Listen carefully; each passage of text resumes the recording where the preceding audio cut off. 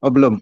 Kalau belum kami yang pertama dari Ibu aja, dari Ibu Kanwil Hukum dan HAM. Oh ya, Pak Wahyu ternyata yang memberikan pada jam kali ini. Silakan Pak Wahyu, terima kasih. Ya, terima kasih Pak Made. Teman-teman di sana suara saya kedengaran ya? Ya Bu, mohon slide. Mohon izin slide-nya. Sebelumnya perkenalkan saya Wahyu Murtiyudodo dari Kanwil Kemenkumham DKI Jakarta. Mau sharing berbagi informasi tentang Undang-Undang ITE dan bahayanya, kelebihannya.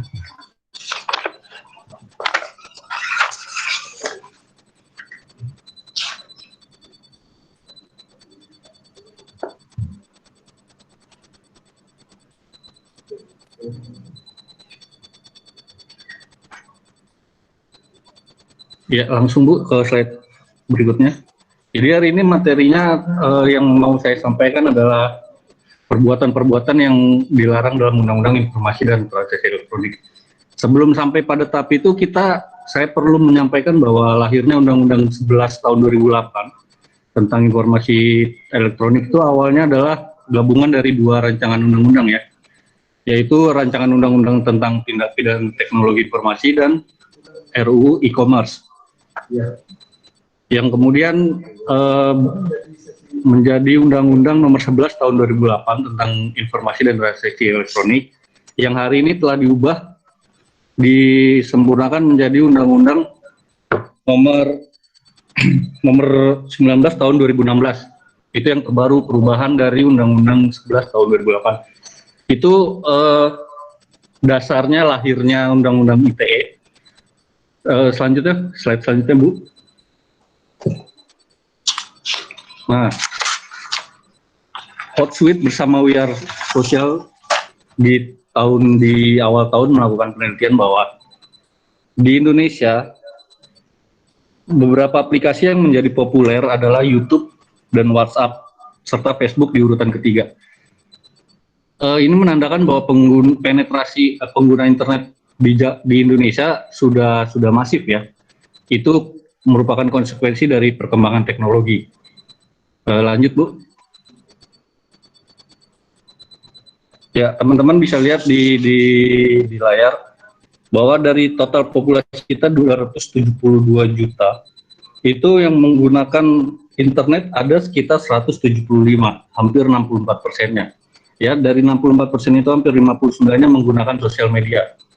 Sosial medianya yang tadi kita lihat ada YouTube, ada WhatsApp termasuk dalam sosial media, ada Facebook dan Instagram dan lainnya.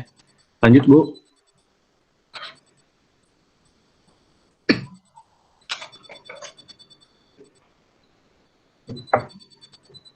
Lanjut Bu slide-nya.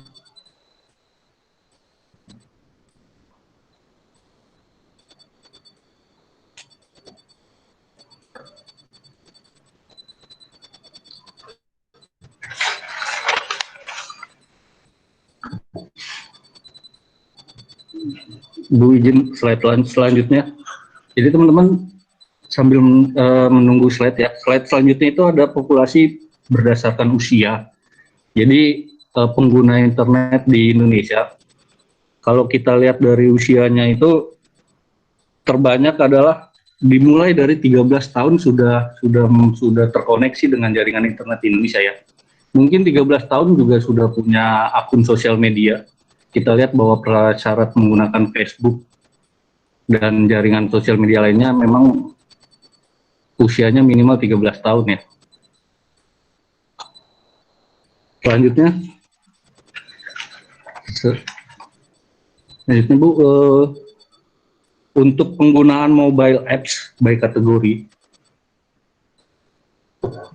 Jadi di Indonesia masyarakat kita menggunakan aplikasi mobile terbanyak adalah aplikasi untuk chatting.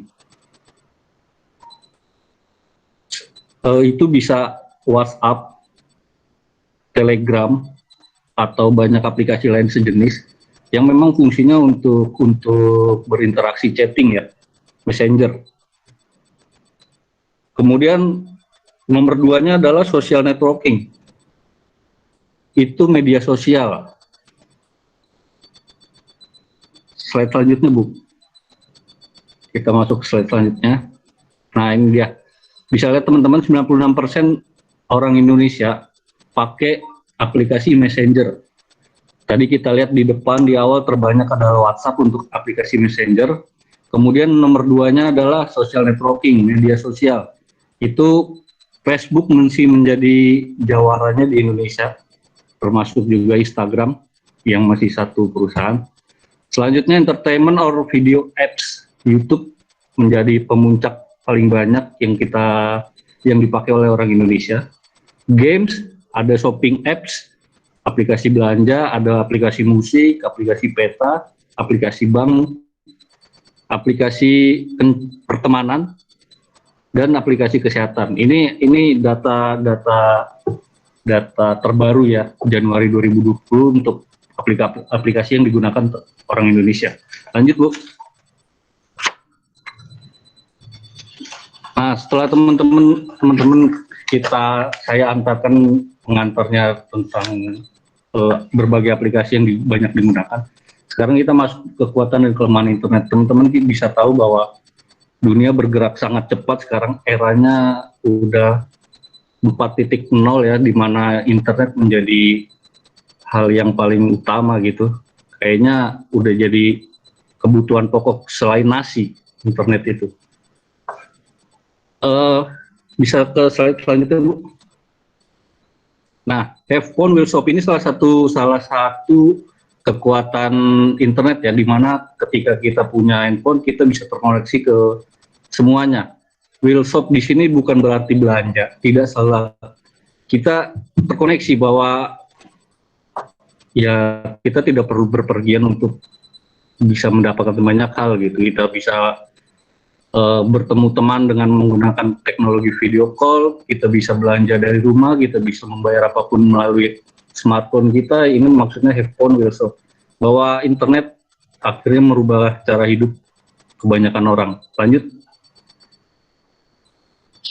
Ini berbagai aplikasi, contoh aplikasi yang banyak ya, aplikasi belanja yang tadi kita udah lihat. Lanjut, Bu. Nah, ini apa saja perbuatan yang dilarang dalam Undang-Undang ITE. Bahwa kemudian ketika internet menjadi hal yang wajib buat teman-teman, apalagi teman-teman SMA ya, teman-teman remaja gitu, kita juga harus tahu bahwa selalu ada batasan dalam penggunaan internet untuk menjamin keamanan dan kenyamanan setiap dari kita yang menggunakan jaringan internet. Pemerintah mengatur itu dalam Undang-Undang Nomor 11 2016 tentang Informasi dan Transaksi Elektronik. Lanjut, Bu. Nah, ada banyak hal, tapi kita akan berfokus pada pasal 27. Yang pertama, di ayat 1 itu tentang kesusilaan. Setiap orang dengan sengaja dan tanpa hak mendistribusikan dan atau mentransmisikan dan atau membuat dapat diaksesnya informasi elektronik dan atau dokumen elektronik yang memiliki muatan yang melanggar kesusilaan diancam dengan pidana penjara maksimal 6 tahun dan atau denda paling banyak 1 miliar. Jadi maksudnya gini, teman-teman, ketika teman-teman menggunakan jaringan internet gitu ya, atau media sosial kita spesifik, ketika ada satu konten yang melanggar kesusilaan, dalam hal ini kalau merujuk kitab undang-undang hukum pidana itu tentang pornografi, kita ambil contoh pornografi, itu ancaman pidananya 6 tahun dan denda paling banyak 1 miliar. Maksud dari mendistribusikan atau mentransmisikan itu adalah memindahkan data. Teman-teman dapat share dari teman A, lalu dikirim ulang ke B, ke C, sampai akhirnya tersebar. Itu yang dimaksud dengan mendistribusikan dan mentransmisikan. Jadi kalau teman-teman, kadang-kadang anak-anak ya, teman-teman remaja itu, teman-teman ABG gitu suka bercandaan yang saru-saru ya, kalau bahasa anak SMA tuh yang nyerempet-nyerempet. Itu sebenarnya sudah masuk pada konteks melanggar kesusilaan. Mengirim gambar bugil misalnya, Itu salah satu yang melanggar kesusilaan. Jadi mungkin niatnya bercandaan, tapi ketika kita ada di ranah hukum bahwa nggak ada yang bercanda gitu di ranah hukum. Lanjut Bu. Judi online, ini ada di pasal 27 ayat 2. Setiap orang dengan sengaja dan tanpa hak mendistribusikan dan atau mentransmisikan dan atau membuat dapat diaksesnya informasi elektronik dan dokumen elektronik memiliki muatan perjudian. Wah, kalau ini saya rasa teman-teman juga tahu bahwa sering dapat SMS agen judi togel, agen judi elektronik online. Itu salah satu yang termasuk dalam hal-hal yang dilarang, yang ada ancaman pidana 6 tahun dan denda 1 miliar. Selain itu termasuk dengan unggahan di media sosial. Teman-teman, ayo final Liga Champion, taruhan sekian ratus ribu, siapa yang mau ikutan? Itu juga termasuk dalam muatan perjudian ya. Jangan dipikir bahwa itu taruhan bola antar sama teman itu bukan perjudian.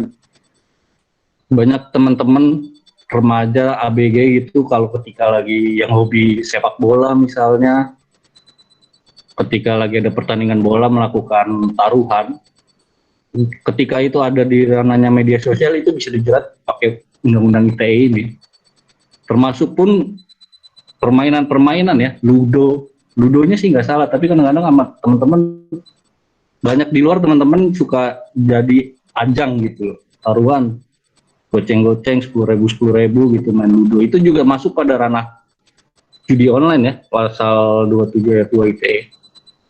Lanjut. Lanjut, ini pasal 27 ayat 3. Penghinaan dan pencemaran nama baik. Setiap orang dengan sengaja dan tanpa hak mendistribusikan dan atau mentransmisikan dan atau membuat dapat diaksesnya informasi elektronik dan dokumen elektronik yang memiliki muatan penghinaan pencemaran nama baik. Ancaman pidananya 4 tahun dan atau denda paling banyak 750 juta. Ada catatan bahwa ketentuan pada ayat ini mengacu pada ketentuan pencemaran nama baik atau fitnah yang diatur KUHP. Kadang-kadang ada batasan yang jelas antara penghinaan dengan bercanda. Ada batasan yang jelas antara kritik dengan pencemaran nama baik, bahwa kalau teman-teman menyampaikan kritik atau opini harus memperhatikan banyak hal, diantaranya adalah bahasa yang santun. Kritik ataupun opini itu berdasarkan fakta, tidak menjudge, tidak melakukan body shaming,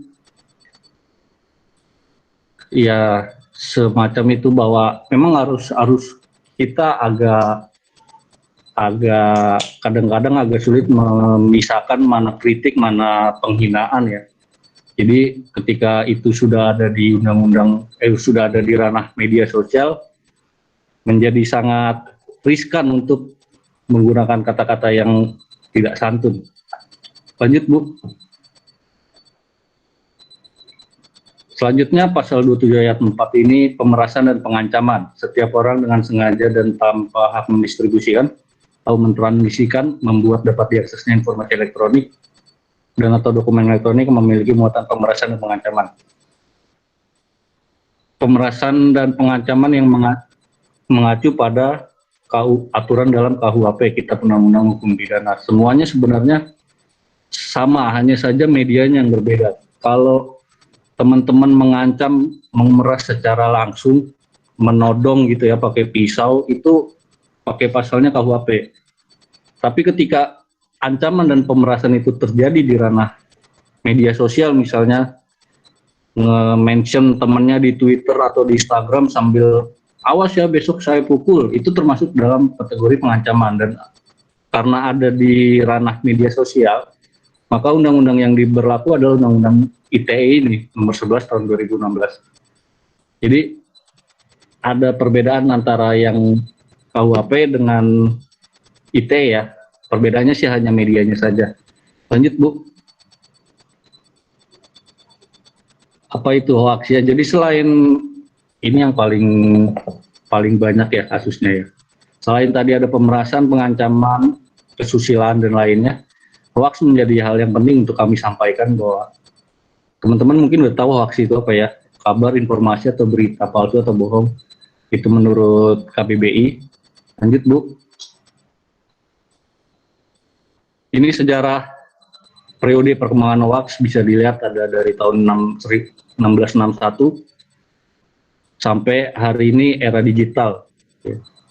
Dan itu bukannya menurun tapi makin masif karena digital merubuhkan batas-batas negara ya.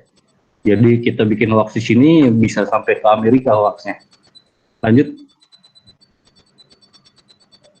Klasifikasi hoax ini nih. Secara gamblang sih hoax itu berita palsu.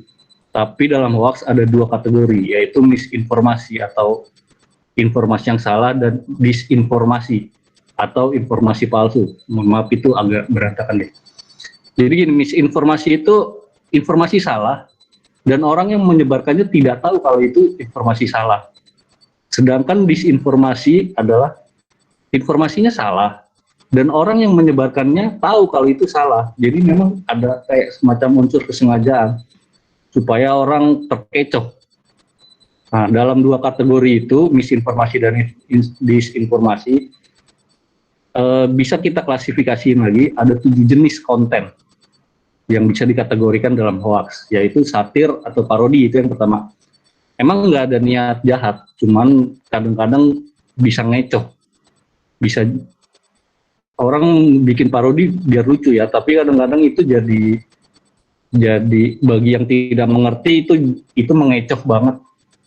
Itu yang pertama. Yang kedua ada false connection, judul berita dengan isi berita beda.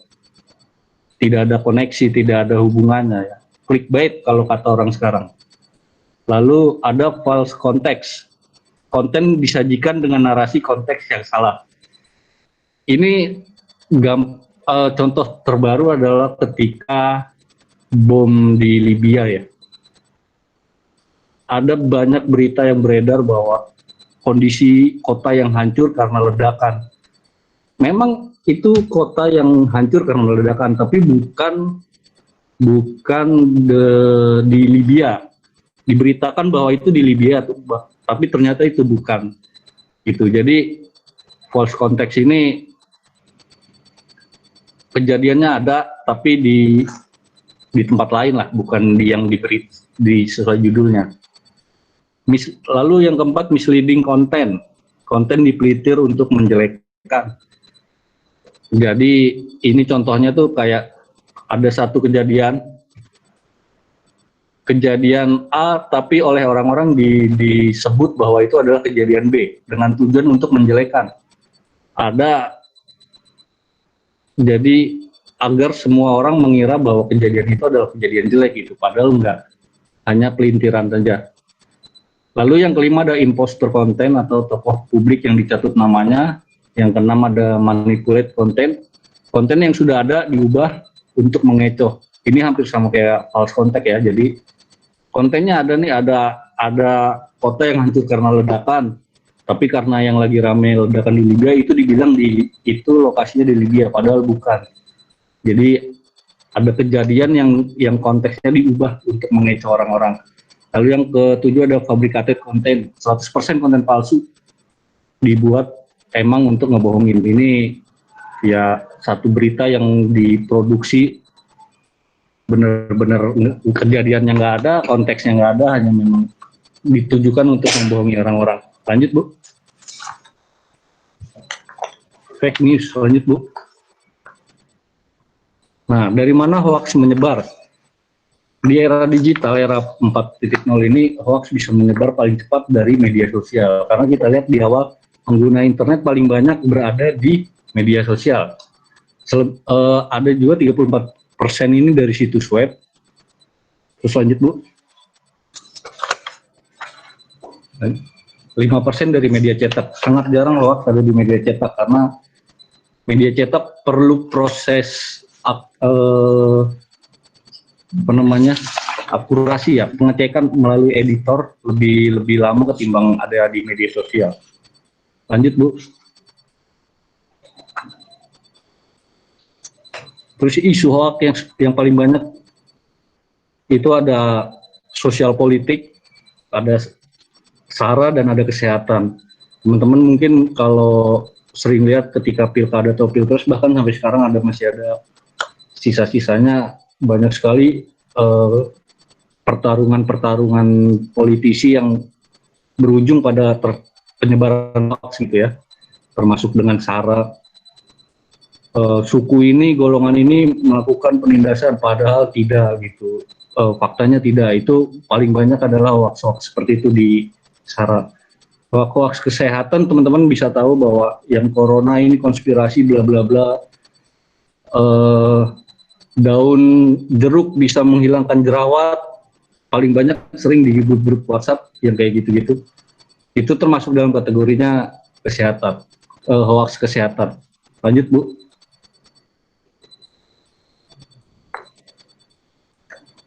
Nah, teman-teman di era ini ketika melihat konten, ketika melihat berita harus tetap berpedoman bahwa saringlah sebelum sharing. Saring dulu sebelum berbagi gitu. Lanjut, Bu.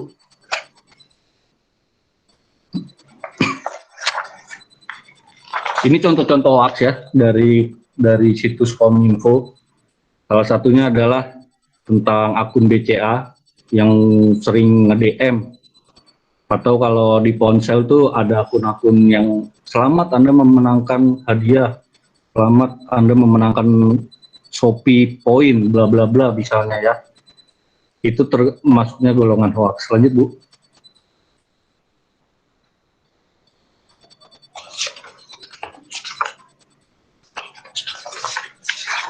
Lanjut, Bu. Nah, ini yang tadi contoh dari disinformasi. Jadi ada foto ratusan mobil hangus karena ledakan di Beirut. Memang benar fotonya adalah mobil-mobil hangus ya teman-teman. Tapi itu bukan di Beirut. Ada penjelasan dari Kominfo-nya, beredar unggahan foto di media sosial Facebook mendarat ratusan bahwa itu terbakar akibat ledakan Beirut. Faktanya itu ada di Cina. Ledakan besar di gudang bahan kimia di Cina. Jadi ada konteks yang berbeda dengan judul. Ini masuknya kategori disinformasi false context. Lanjut, Bu.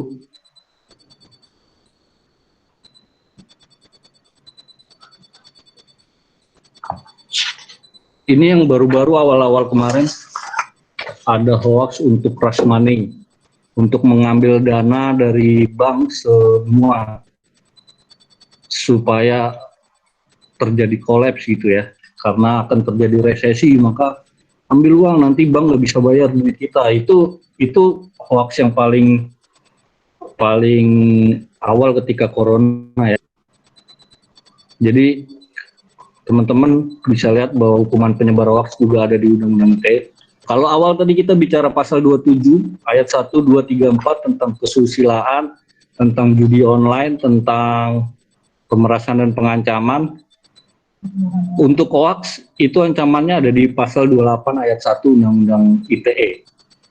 Setiap orang dengan sengaja dan tanpa hak menyebarkan berita bohong dan menyesatkan yang mengakibatkan kerugian konsumen dalam transaksi elektronik dapat diancam pasal 45 ayat 7 pidana 6 tahun dan atau denda paling banyak 1 miliar.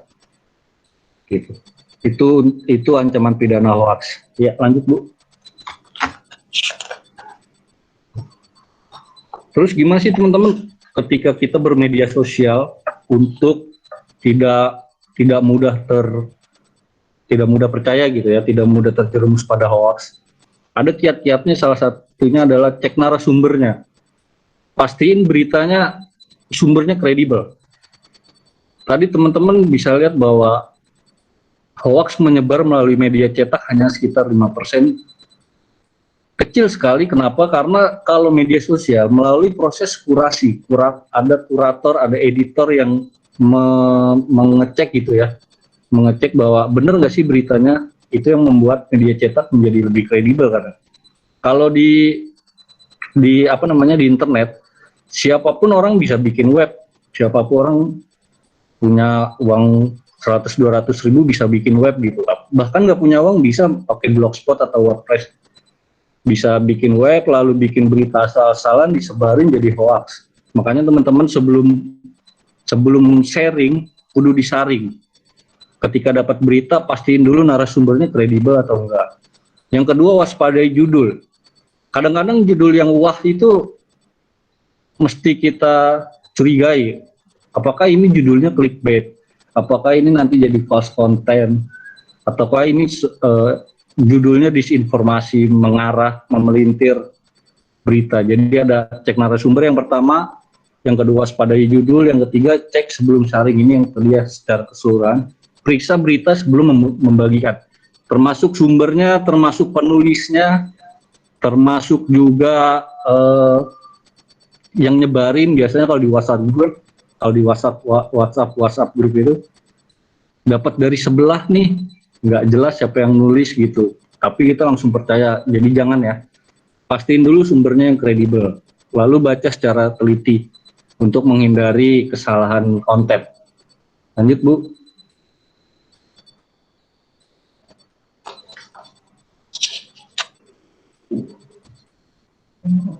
Ya, ini pasal 28 yang mengatur tentang hoax di Undang-Undang ITE ya. Setiap orang dengan sengaja dan tanpa menyebarkan berita bohong dan menyesatkan yang mengakibatkan kerugian konsumen. Pasal 1, ayat 1, ayat 2-nya, setiap orang dengan sengaja dan tanpa menyebarkan informasi yang ditujukan untuk menimbulkan rasa kebencian, permusuhan individu dan atau kelompok masyarakat tertentu berdasarkan sara. Di pasal 5 itu diatur ancaman pidana dan ancaman denda ya. Untuk yang ayat 1 ancaman pidananya 6 tahun, denda paling banyak 1 miliar. Untuk yang sara di pasal 28 ayat 2 itu ancamannya ada di pasal 45 ayat 2, sama paling banyak 6 tahun, pidana penjaranya dan atau paling banyak 1 miliar. Lanjut.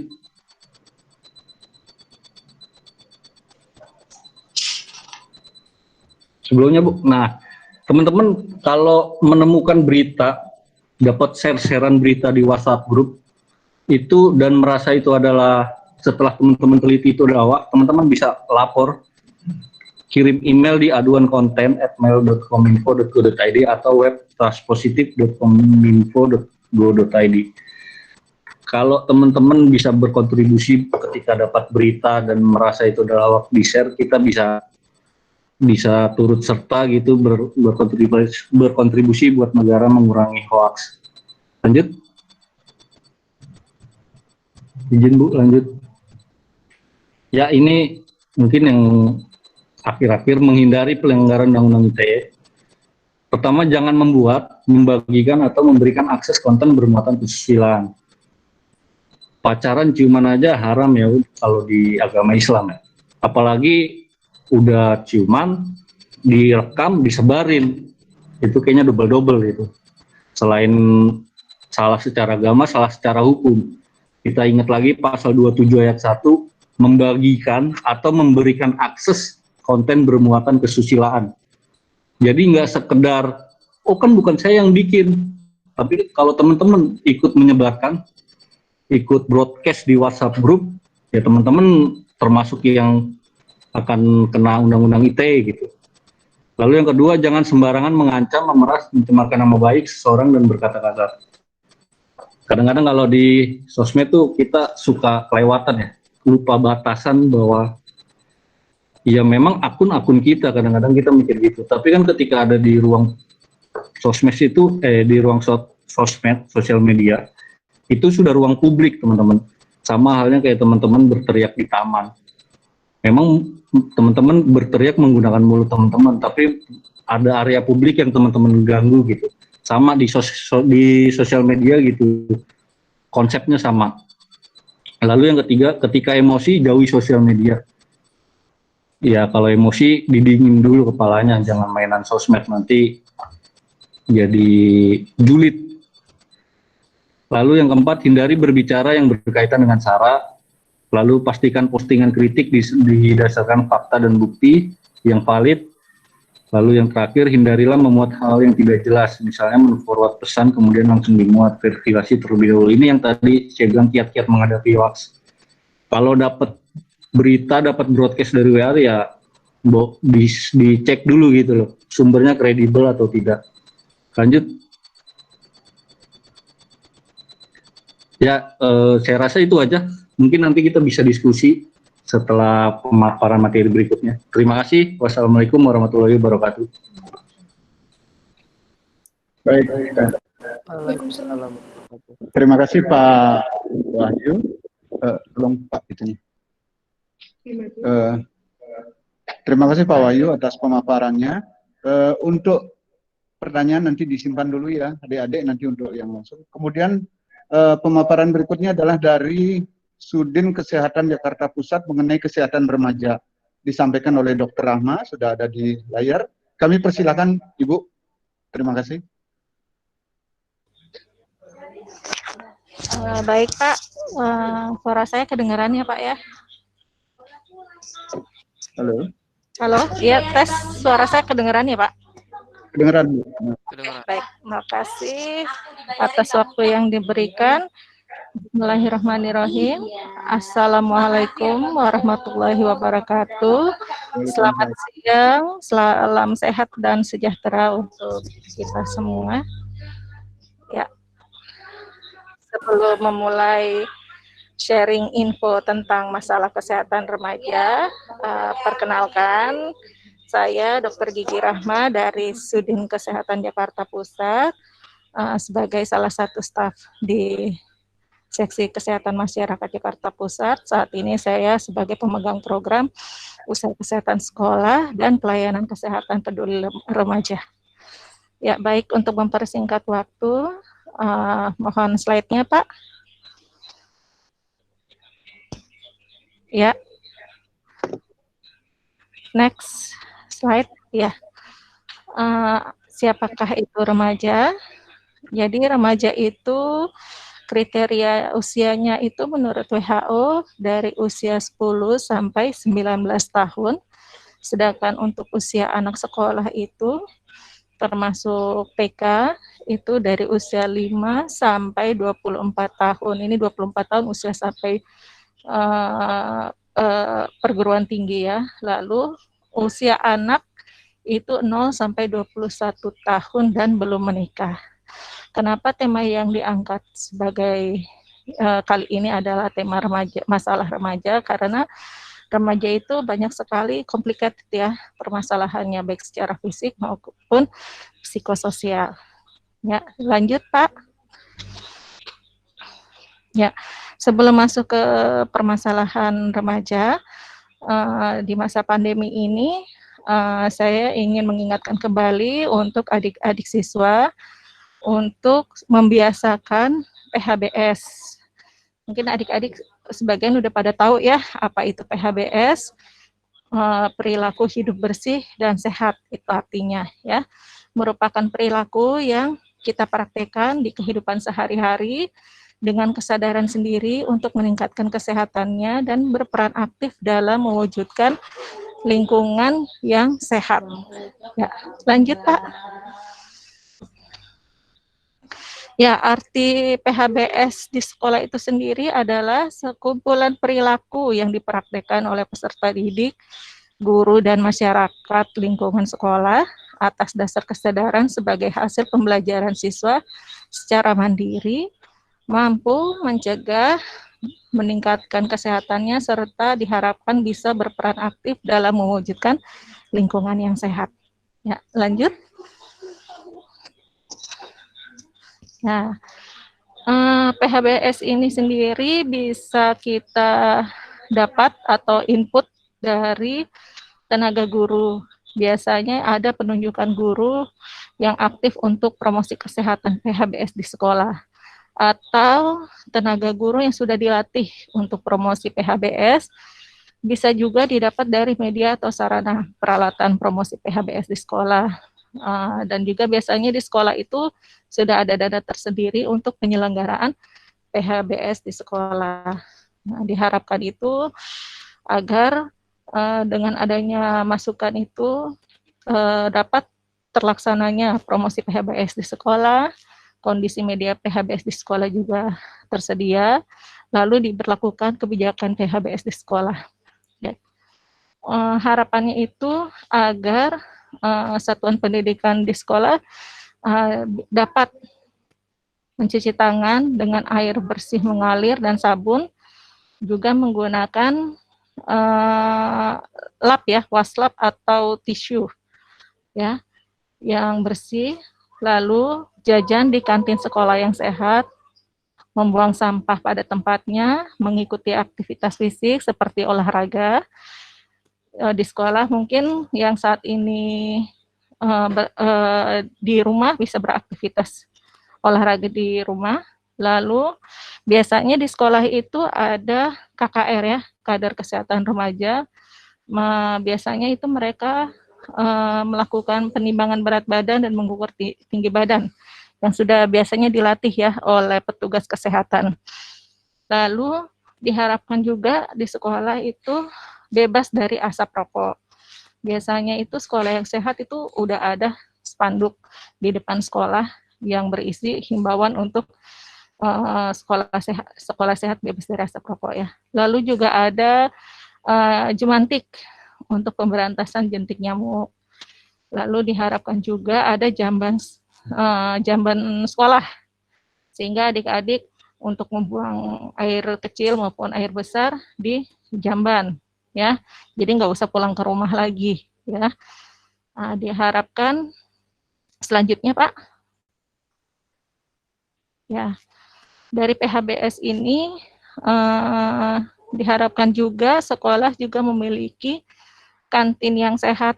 Kantin yang sehat itu seperti apa? Kantin yang menyediakan pangan. Pangan itu berupa makanan dan minuman yang aman di lingkungan sekolah yang bisa dikonsumsi untuk satuan pendidikan. Lanjut, Pak. Ya, apa saja sih yang perlu diperhatikan pada penjualan makan jajanan anak sekolahan? Ya, ada beberapa item yang perlu diperhatikan, yaitu syarat-syaratnya seperti lokasi dan bangunannya. Sekarang ini kita melarang atap kantin yang terbuat dari asbes ya. Asbes itu kan biasanya dari ampas-ampas yang kadang di musim kering itu ampasnya itu terbawa angin, jadi gampang terhirup oleh kita manusia, akhirnya akan berdampak mengganggu paru-paru pernafasan. Itu juga kalau nggak salah itu menyebabkan ada kandungan racunnya ya di asbes itu. Lalu ada juga persyaratan bahan baku, makanan jadi, cara menyimpan bahan makanan, apakah itu bahan makanan yang basah dengan yang kering, sebaiknya tidak dijadikan satu, tapi harus terpisah menggunakan wadah juga. Wadahnya juga harus yang aman, ya. Lalu persyaratan dapurnya juga harus memenuhi persyaratan peralatan makannya, penyajiannya, dan fasilitas sanitasi. Di sini sanitasi termasuk air bersih. Air bersih itu bila perlu disediakan untuk sarana mencuci tangan baik untuk siswa maupun untuk penjajah kantinnya. Jadi tidak dijadikan satu. Ya, sebaiknya tidak dijadikan satu. Jadi masing-masing terpisah. Lalu untuk pembuangan limbahnya pun juga harus dipisahkan. Untuk penjajah kantin, sebaiknya ada pemilahan sampah untuk sampah yang kering maupun sampah yang basah. Lalu juga sarana pembuangan sampah di tiap-tiap pojok di kantin. Sebaiknya juga sarana sampahnya itu juga tertutup, ya, dilapisi bahan plastik juga, ya. Itu biasanya ada dari petugas kesehatan yang sering memberikan informasi syarat-syarat apa saja untuk kantin yang dikatakan kantin sehat yang layak, ya. Lalu juga tempat ini seperti saya jelaskan tadi untuk tempat cuci tangan dan cuci peralatannya. Jadi harus terpisah antara untuk tempat cuci tangan siswa dan juga untuk penjajah makanan yang di kantin. Ya, lanjut Pak. Ya, untuk syarat yang pertama keamanan pangan, itu yang perlu diperhatikan yaitu kondisi dan upaya yang diperlukan untuk mencegah pangan dari kemungkinan pencemaran biologis, bahan kimia, dan benda-benda lain. Kadang itu jajanan di kantin kita tidak awasi kayak serpihan-serpihan dari apa ya, klip-klip kertas klip itu ya, kadang dibuka, akhirnya terbawa ikut tercampur dengan bahan makanan yang dijual. Ya, itu juga bisa menyebabkan membahayakan untuk kesehatan tubuh, ya, yang dapat merugikan dan merugikan dan membahayakan kesehatan manusia. Lanjut, Pak. Selanjutnya, ya, yang kunci yang kedua, membeli pangan yang aman, itu aman dari bahaya biologis. Beli makan yang perlu diperhatikan untuk adik-adik siswa itu, diperhatikan dalam membeli makanan itu di tempat yang bersih. Perhatikan juga penjajah makanannya juga harus bersih, ya. Jangan di sembarang tempat, di tanpa etalase, lalu di pinggir jalan dengan debu-debu yang berterbangan, itu juga perlu diperhatikan, ya. Lalu pilih makanan yang sebaiknya sudah dimasak, ya, jangan bahan makanan mentah, karena kita tidak tahu sumbernya apakah dari bahan makanan mentah ini sudah dicucikah atau langsung disajikan, ya. Lalu beli pangan yang dipajang, disimpan, disajikan dengan baik. Adik-adik juga perhatikan bahan makanan yang dikemas. Dilihat labelnya, apakah batas kadaluarsanya sampai kapan, lalu kandungan apakah ada bahan pewarna atau bahan tambahan lainnya. Ya, lanjut. Ya, dari kantin sehat ini kita beralih ke sarapan pagi, ya. Apalagi siswa-siswa SMA maupun SMK biasanya masa remaja itu udah males, ya, untuk sarapan pagi bersama dengan keluarga. Biasanya mereka karena buru-buru langsung tanpa sarapan ke sekolah. Nah, kenapa penting sarapan pagi bagi anak sekolah? Karena lambung kita tuh kosong selama 8 jam. Jadi kalau adik-adik berangkat dari rumah ke sekolah tanpa sarapan pagi, lalu tiba-tiba masuk di kelas, udah masuk jam pelajaran, akhirnya hilang konsentrasi karena belum makan. Nah, jadi kurang tanggap menerima pelajaran, ya. Yang ada alasannya cuma izin keluar cuci muka, supaya bilangnya pengen seger. Padahal balik lagi ya karena lambung kosong, akhirnya nggak konsentrasi lagi, ya. Terus gimana sih kalau nggak sarapan pagi efeknya? Nah, biasanya itu badannya lemas, bisa ngantuk, pusing, ya seperti tadi dibilang, ya, nggak bisa konsentrasi mengikuti pelajaran. Terus akhirnya prestasinya jadi menurun, ya. Kebiasaan tidak sarapan pagi secara berkelanjutan itu bisa menyebabkan masalah gizi seperti gizi buruk atau kurang gizi, anemia, dan lain-lain, ya. Lalu gimana sih makanan pagi yang sehat dan bergizi? Nah, salah satunya itu bisa dikasih contoh bubur, ya. Di sini contoh bubur ayam seporsi dan susu 1 gelas, ya. 1 porsi ayam itu biasanya sudah lengkap menu gizi seimbangnya, ya. Di situ ada ayam, ada serpihan ayam, ada sayuran, ada kacang-kacangan, ya. Jadi lengkap. Lanjut.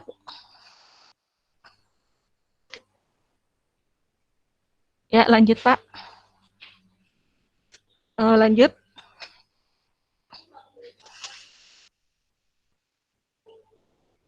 Ya, lanjut, Pak.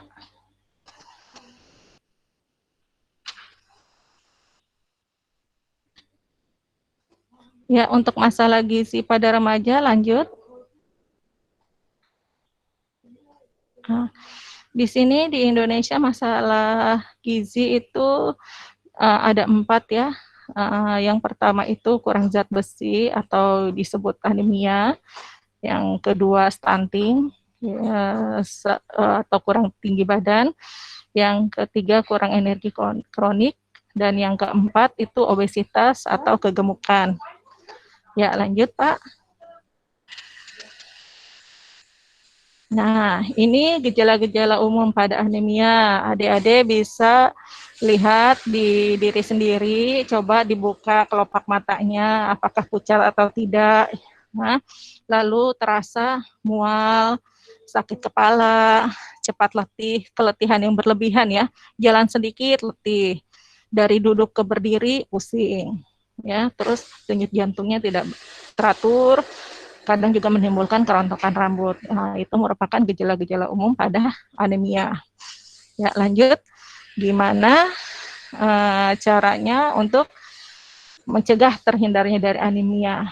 Nah, adik-adik bisa memilih makanan yang kaya akan zat besi, ya, seperti sayuran bayam, kangkung, ya, sayuran-sayuran hijau. Lalu mengkonsumsi makanan yang kaya akan vitamin C. Lalu tak lupa dianjurkan untuk cek darah secara berkala. Lalu menjaga kesehatan dan kebersihan diri. Untuk remaja putri biasanya dianjurkan minum tablet tambah darah 1 kali seminggu. Ini biasanya terutama yang lagi menstruasi ya, karena remaja putri itu kan kehilangan darah biasanya seminggu ya, paling lama itu seminggu. Nah, salah satunya gimana untuk mengembalikan jumlah darah di tubuh kita, ya pencegahannya dengan cara minum tablet tambah darah. Ya, lanjut. Nah, ini salah satu ciri-ciri stunting. Jadi stunting ini diharapkan untuk ibu-ibu yang sedang mengandung ya, supaya calon bayinya lahir dan tumbuh secara normal. Jika asupan gizi pada saat ibu hamil itu menu gizinya tidak seimbang, akan menyebabkan anak lahir dengan kondisi stunting. Ya, ciri-cirinya itu pertumbuhannya lambat. Ya, usia 8-10 tahun anaknya itu masih tanpa ekspresi, lebih banyak diam, ya. Biasanya itu pada saat pemeriksaan pencahayaan dia nggak mengikuti arah kemana arah cahaya itu bergerak, ataupun tes pendengaran kita tes di kiri dia nggak bergerak mengikuti suara, ya. Lalu salah satu cirinya juga pertumbuhan giginya lambat, ya. Kok anak saya udah usia segini belum tumbuh giginya? Nah, itu kemungkinan juga ciri-ciri dari stunting. Lalu tanda-tanda pubertas terlambat, misalnya harusnya di usia 12 atau 13 tahun sudah menstruasi, ini belum menstruasi, ya. Lalu kurang lengkap untuk imunisasi, itu juga bisa menyebabkan anak lahir dengan kondisi stunting. Ya, lanjut. Nah, ini salah satu tips untuk mencegah obesitas atau kegemukan pada remaja. Ya, kegemukan itu biasanya remaja karena mengkonsumsi menu makan di selang menu besar. Menu besar itu seperti makan pagi, makan siang, dan makan malam. Jadi di antara makan pagi dan makan siang itu lebih banyak aktivitas ngemilnya, ya. Lalu kebiasaannya makannya di depan TV sambil nonton, ya. Itu akhirnya karbohidratnya lebih banyak dan juga kurang bergerak, ya. Nah, tipsnya itu batasi makan sambil nonton TV, perbanyak makan sayur dan buah-buahan yang berserat, ya. Lalu perbiasakan makan dengan keluarga. Lalu batasi penggunaan gadget, ya, sambil main gadget sambil makan, akhirnya makanan udah nggak tahu porsinya udah berapa jumlah yang habis, ya. Lalu perbanyak aktivitas, ya, seperti olahraga, ya, bergerak, ya. Yang penting badan bergerak supaya energi juga keluar. Lalu biasakan juga selalu sarapan yang sehat dengan menu gizi seimbang. Dan juga di masa pandemi ini disarankan sebaiknya membawa bekal makanan sehat dan juga cukup air putih dari rumah, ya. Lanjut. Ya, ini pesan gizi seimbang untuk remaja putri, ya. Salah satunya yaitu yang pertama mengkonsumsi berbagai ragam makanan yang seimbang, ya, yang pastinya dengan menu gizi seimbang. Dengan yang kedua dengan makanan sayur hijau dan buah berwarna, perbiasakan makan 3 kali sehari. Itu yang dimaksud itu makan pagi, siang, dan malam, ya, yang teratur. Lalu mengkonsumsi ikan, daging, dan protein lainnya. Lalu membawa bekal, makanan, dan air putih seperti tadi yang sudah dijelaskan di atas ya. Lalu batasi konsumsi makanan, cepat saji, jajanan, atau makanan selingan yang manis, asin, dan berlemak. Itu juga bisa menyebabkan tadi salah satunya penyebab dari obesitas. Lalu hindari juga merokok ya. Lanjut. Ini 4 pilar gizi seimbang. Jadi yang adik-adik perlu ingat seperti pesan di atas tadi, mengkonsumsi makanan beraneka ragam, beraktivitas dan berolahraga, menerapkan PHBS tadi, perilaku hidup bersih dan sehat, dan menjaga berat badan ideal. Ya, lanjut. Nah, lalu di usia remaja itu biasanya terdapat perubahan fisik baik laki-laki maupun perempuan ya. Pada wanita biasanya ada pertumbuhan rambut di daerah tertentu, juga di laki-laki juga ya. Ada beberapa perbedaan yang adik-adik sudah bisa membedakan sendiri gimana ada perubahan fisik di diri adik-adik ya. Lanjut. Nah, salah satu masalah remaja yaitu bahaya seks sebelum menikah ya. Kenapa dikatakan berbahaya? Karena menyebabkan kehamilan yang tidak diinginkan, tidak direncanakan ya. Lalu bisa menyebabkan juga penyakit menular seksual. Kadang juga adik-adik yang biasanya sudah melakukan hubungan ini merasa dijauhi oleh teman-teman. Lalu juga bisa menyebabkan kekecewaan pada keluarga, terutama orang tua ya. Yang harusnya cita-citanya harus menjadi apa, tiba-tiba dengan adanya seks hamil di luar nikah ini, akhirnya cita-citanya jadi gagal ya. Lanjut. Nah, ini ada 10 dampak akibat seks bebas, baik untuk remaja putri maupun remaja pria. Salah satunya di sini ada penyakit kelamin, bisa menyebabkan penyakit kelamin. Lalu untuk wanita itu biasanya sangat berimbas yaitu kehamilan, ya. Lalu ada muncul rasa kurang percaya diri, rendah diri, merasa penyesalan yang berkepanjangan. Kadang bahkan bisa menyebabkan tindakan kriminalitas. Biasanya kalau sudah sekali mencoba, akhirnya menjadi ketagihan, ingin berkali-kali melakukan. Nah, dengan keseringannya itu akhirnya menyebabkan penyakit kelamin ini, ya. Lalu juga tindakan kriminalitas yang tadi saya bilang. Lalu akhirnya jadi lupa untuk beribadah, ya. Tidak mendekatkan diri kepada Tuhan, ya. Emosi kita jadi tidak stabil, ya. Lanjut. Nah, ini yang akibat dari seks bebas ini, efek dampak jangka panjangnya itu bisa menyebabkan HIV atau HIV dan AIDS.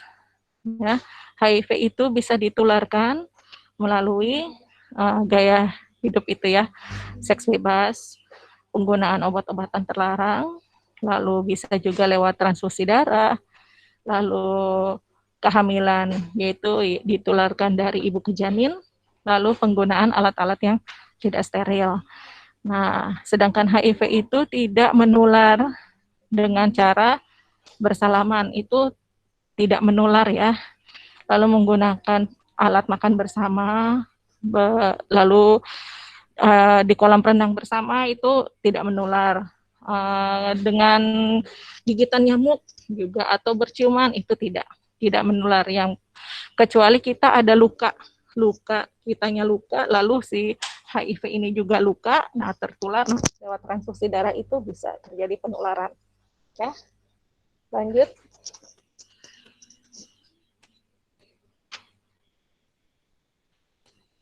Lanjut, Pak. Ya, untuk mencegah kehamilan usia dini, jadi adik-adik remaja putri diharapkan harus berani mengatakan tidak ya, jika pasangannya atau pacarnya ngajak nih untuk melakukan hubungan badan, adik-adik harus berani bilang tidak, ya. Ingat, cita-cita adik masih panjang, masih jauh, ya, harus tercapai. Lalu untuk yang remaja putranya harus menghormati apa yang diungkapkan oleh pasangannya, ya. Jadi kalau memang remaja putri yang udah bilang enggak, jangan maksa, ya, sebelum melakukan hubungan seksual itu sebelum menikah, ya. Jadi hargai dan hormati pasangan masing-masing, ya. Lanjut. Nah, selanjutnya ini masalah tentang nafsa. Nafsa itu narkotika. Ini perbedaan nafsa dan narkoba, ya. Di kalangan remaja ini banyak mencoba-coba biasanya untuk unjuk jati diri, ya.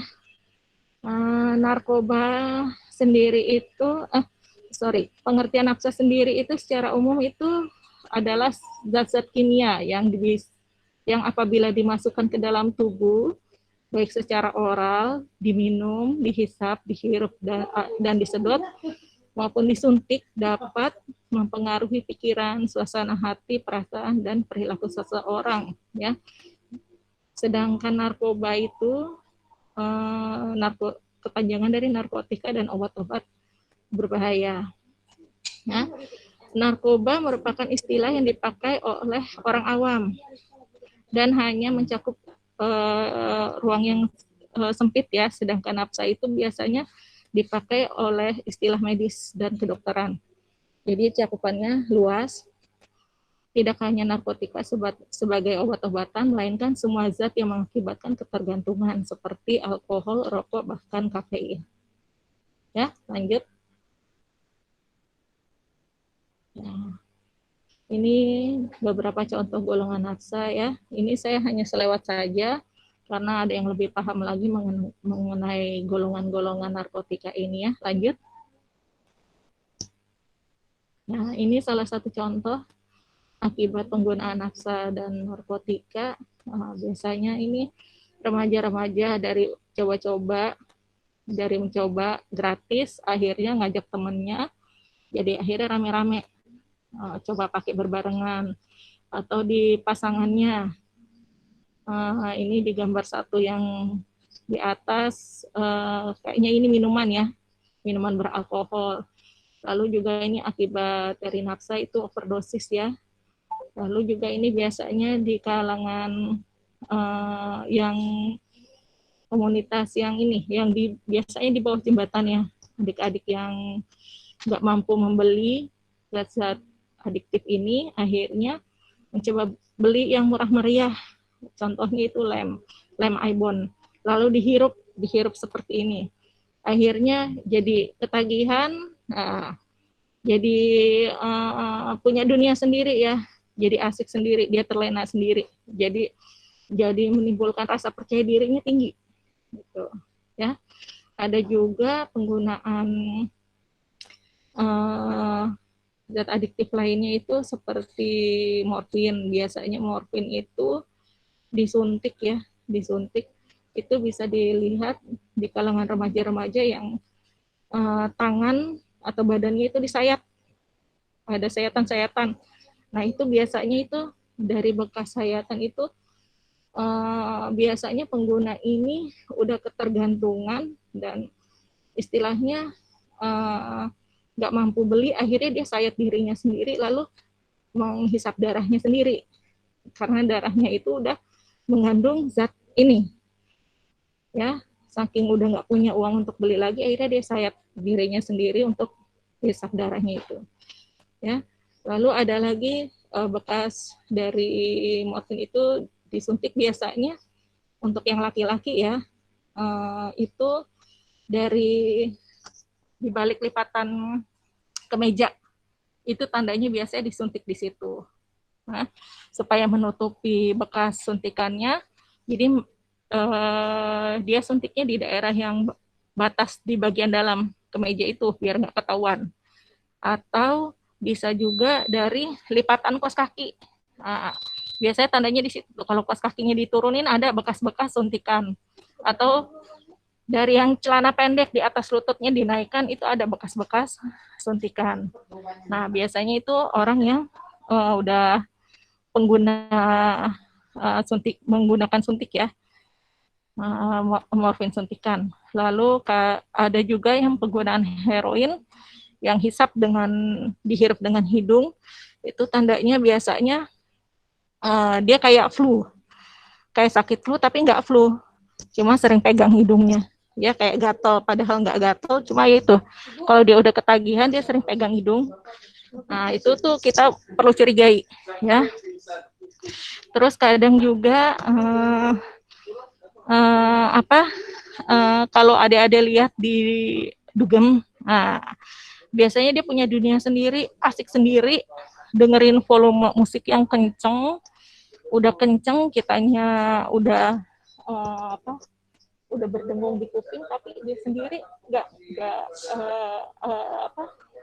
belum puas sampai memeluk itu konsistemnya sampai dipeluk sendiri.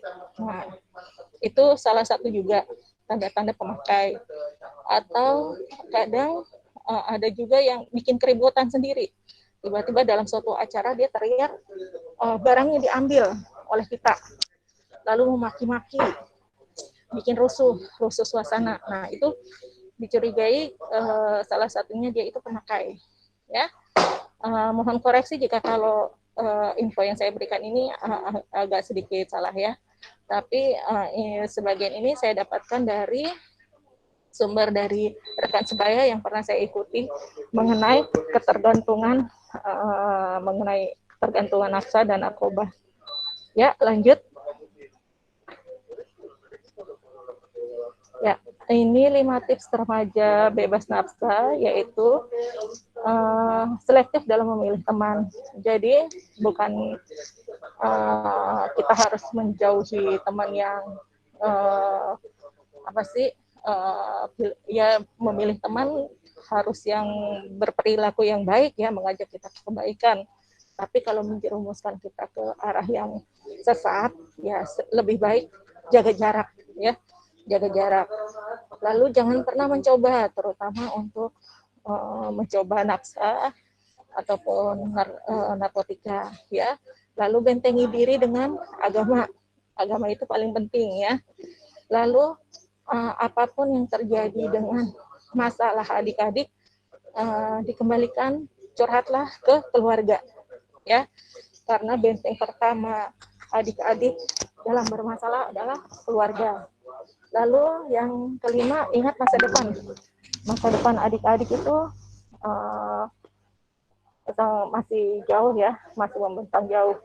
Jadi apabila sudah mencoba lalu akhirnya terjadi dampak yang buruk, dapat merusak cita-cita adik-adik semua ya. Akhirnya apa yang kita impikan ya nggak tercapai, sayang ya, masa depan jadi rusak ya. Lanjut. Ini salah satu dari narkoba tadi, contohnya itu rokok ya. Bahaya merokok itu bisa menyebabkan penyempitan pembuluh darah. Ya, efeknya itu bisa menyebabkan penyakit jantung, ya, serangan jantung tiba-tiba. Lalu ada juga bisa menyebabkan hipertensi. Gejalanya bisa dari stroke. Lalu kanker paru-paru, ini biasanya efek jangka panjang ya kalau sudah kanker paru-paru, kanker laring, kanker kerongkongan. Lalu penyebab lainnya bisa menyebabkan prematur. Ini pada ibu hamil. Ibu hamil yang biasa masih mengkonsumsi rokok dapat menyebabkan lahir dengan anak dalam kondisi prematur, bisa juga menyebabkan abortus. Lalu rokok juga bisa menyebabkan ketagihan fisik maupun psikis ya. Jadi rokok itu juga bisa menyebabkan candu itu ketagihan ya. Lalu dari rokok bisa menyebabkan gangren, jari-jari membusuk. Lalu, nah ini rokok itu sebagai salah satu pintu masuk narkoba ya. Jadi kalau sudah mencoba rokok, hati-hati tuh, biasanya orang-orang yang penjual bahan-bahan zat adiktif itu cari peluangnya dari remaja-remaja yang sudah mencoba rokok, itu ya biasanya. Lalu juga yang perokok pasif, yang menyebabkan perokok pasif. Lalu juga bisa menyebabkan impoten. Ya, kayaknya ini slide saya yang terakhir ya. Lanjut ya. Mungkin pesan saya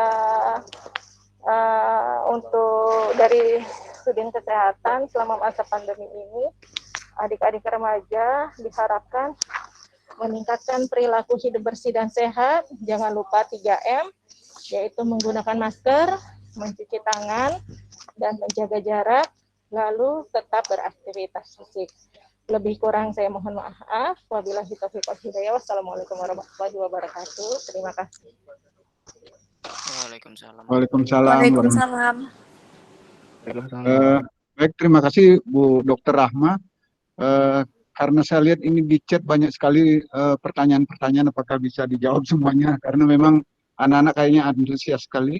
Tapi yang untuk yang pertama, mulai dari Siska Febianti ya. Siska Febianti, yang pertama ingin bertanya dampak positif maupun negatif dari Undang-Undang ITE. Silakan Pak. Ya, terima kasih Pak Made. Untuk Siska Febianti, apa dampak negatif? Ya, mana Bang? Colokannya Bang. Headset Bang. Dampak positif dan negatif dari Undang-Undang ITE ya.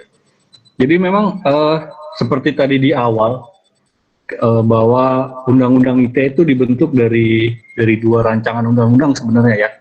Rancangan undang-undang tentang e-commerce dan keamanan teknologi informasi, bahwa tujuannya adalah untuk tentu memberi keamanan dan kepastian hukum bagi para pengguna internet gitu ya, dan mereka-mereka yang melakukan transaksi di internet gitu, seperti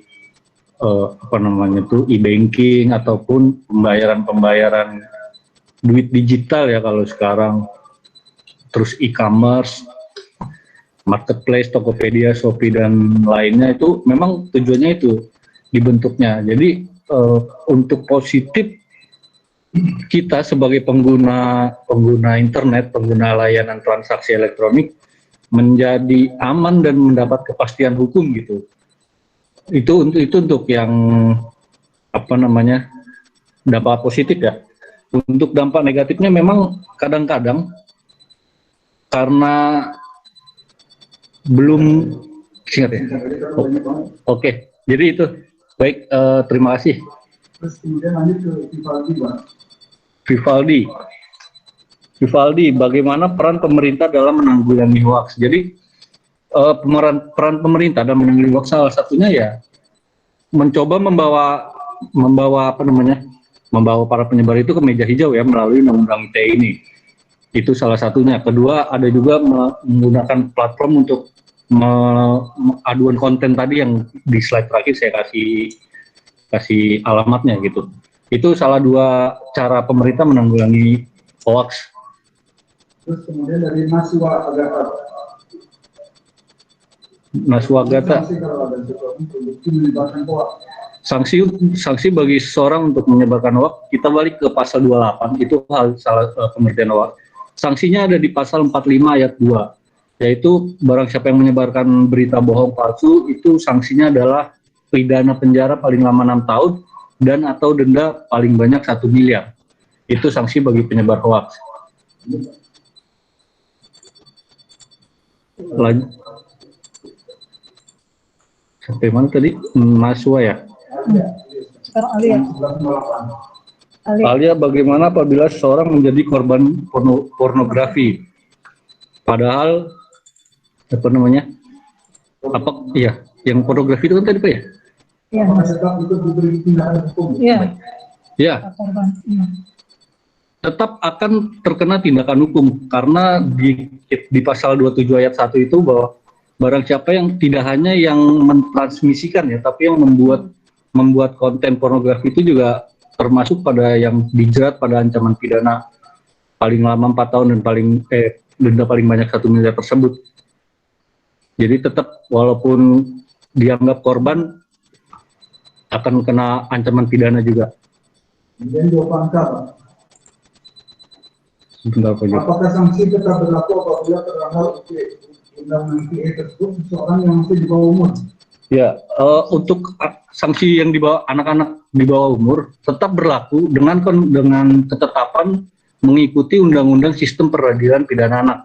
Ada Undang-Undang 11 tahun 2012 Sistem Peradilan Pidana Anak. Jadi tetap ada ancaman pidananya walaupun tidak sepenuh dengan orang dewasa.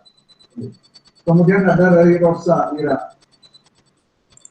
Bagaimana cara memastikan bahwa kita mendapatkan sumber informasi yang terpercaya? Tadi dalam kiat-kiat menghadapi hoax itu salah satunya adalah cek sumber yang kredibel. Jadi biasanya kalau yang belakangannya .blogspot.wordpress itu biasanya individu.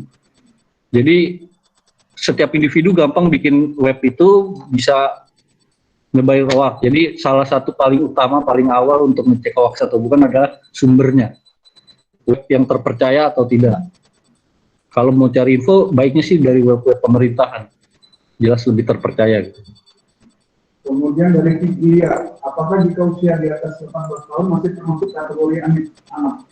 Menurut Undang-Undang SPPA, Sistem Peradilan Pidana Anak, untuk 18 tahun ke atas, itu berarti 19 ya, itu tidak termasuk lagi dalam anak-anak. Jadi anak-anak itu hanya sampai pada usia 18. Kemudian bagaimana cara memberitahu orang tentang pentingnya penanggulangan hoax karena tidak semua mendapatkan kesempatan untuk mengikuti seminar.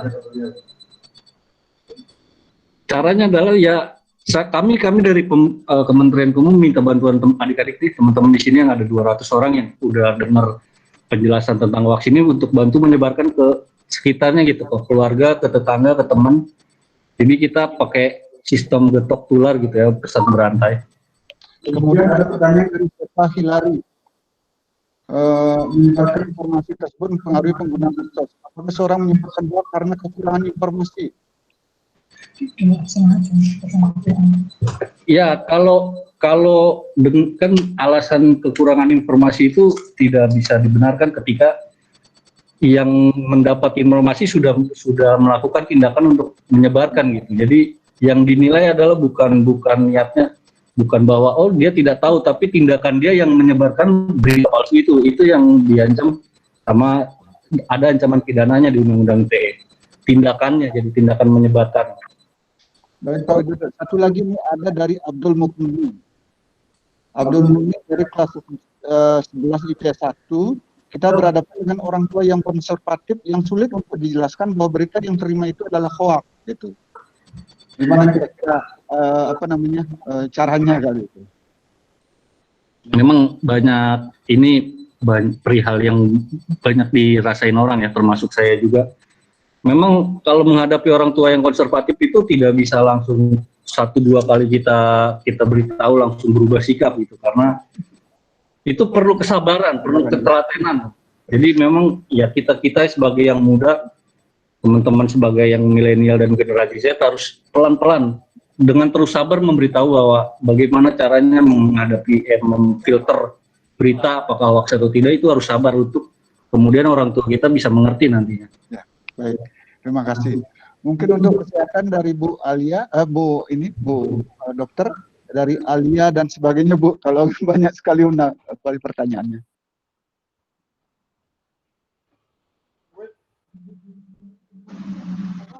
Halo Ibu.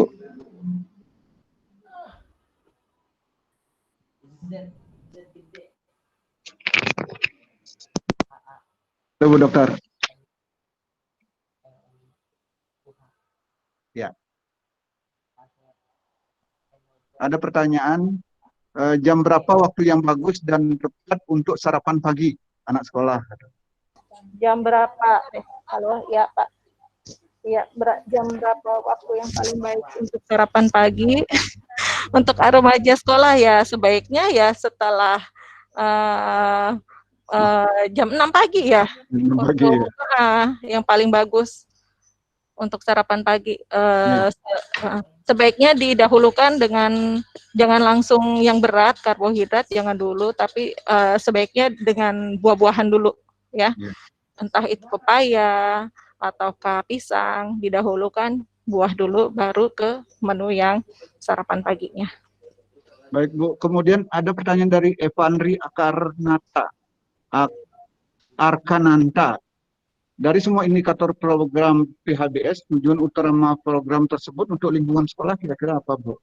Ya, tujuan utamanya ya diharapkan sekolah itu mampu untuk bisa menciptakan sekolah yang bisa menjadi sekolah yang sehat, menjadi sekolah yang layak untuk dilombakan untuk baik ke tingkat kota maupun ke tingkat provinsi maupun tingkat bisa juga ke tingkat internasional. Tapi diharapkan ya ada kebiasaan dari satuan pendidikan supaya terbiasa dengan melakukan PHBS, perilaku hidup bersih dan sehat. Jadi bukan cuma di sekolah tapi diterapkan juga di rumah maupun lingkungan sekitarnya, itu yang diharapkan dari PHBS. Baik Bu. Kemudian selanjutnya bagaimana cara kerjanya tablet darah gitu? Tablet penambah darah kali ini Bu. Maksudnya cara Dari kerjanya begitu ya.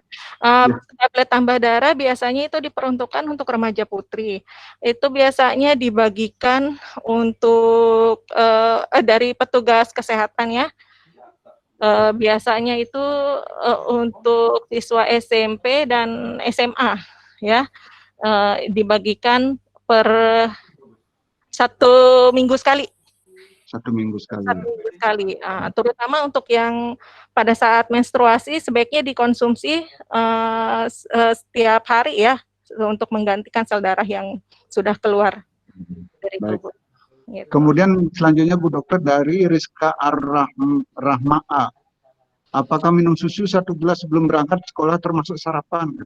Susu saja belum cukup dikatakan sebagai sarapan pagi, Pak. Karena yang lengkap itu sebagai sarapan pagi ada menu utama ditambah susu 1 gelas. Jadi susu itu hanya sebagai pelengkap. Kemudian jika sarapan pagi melebihi 450 sampai 500, dapatkah menambah berat badan? Kata ya. Sofira. Ya, kalau dalam porsi itu kita lihat penambahan berat badan itu bukan hanya dalam sehari, tapi dilakukan secara kontinu, secara terus-menerus. Jadi bisa dipantaunya itu bisa dalam hitungan bulan, ya Pak ya. Jadi bukan hanya sehari terus kita sesuai porsi lalu timbang, nggak seperti itu, ya. Baik. Kemudian, tapi ini saya baca dulu, nanti mungkin sekitar 10 menit kemudian baru kita langsung Bu ya. Ada pertanyaan dari Figlia. Apa dampak yang akan terjadi jika anak kelebihan imunisasi, kata Bu? Kelebihan imunisasi? Iya, maksudnya imunisasi. Mungkin imunisasinya kedobel mungkin ya Pak ya, bukan kelebihan imunisasi ya. Kalau saya rasa itu nggak masalah ya kalau imunisasinya double, kecuali imunisasinya kurang lengkap. Itu yang kurang lengkap ya. Ya. Baik. Kemudian pertanyaan dari Alia Satya. Cara untuk menyembuhkan anemia dan stunting gimana Bu? Cara menyembuhkan anemia ya salah satunya yang untuk remaja putri tadi seperti yang sudah ada di paparan ya, mengkonsumsi zat-zat makanan yang penuh zat besi, lalu ada kandungan vitamin C-nya, lalu tablet tambah darah ya, beraktivitas seperti berolahraga, jangan lupa makan makanan dengan menu gizi seimbang pagi, siang, malam ya. Gitu, itu salah satu caranya. Ini mungkin untuk Pak Wahyu Pak. Ini ada satu pertanyaan, apa indikator bahwa nama baiknya itu tercemar gitu? Baik, untuk indikator nama baik tercemar, kalau di Undang-Undang ITE memang tidak dijelaskan secara rinci ya, tapi kita mengacu pada Kitab Undang-Undang Hukum Pidana, salah satunya adalah berupa tuduhan yang tidak benar.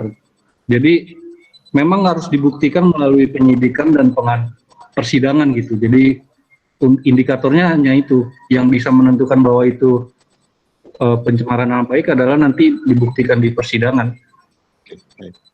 Kemudian ada pertanyaan dari Liza ya, Liza Sahra.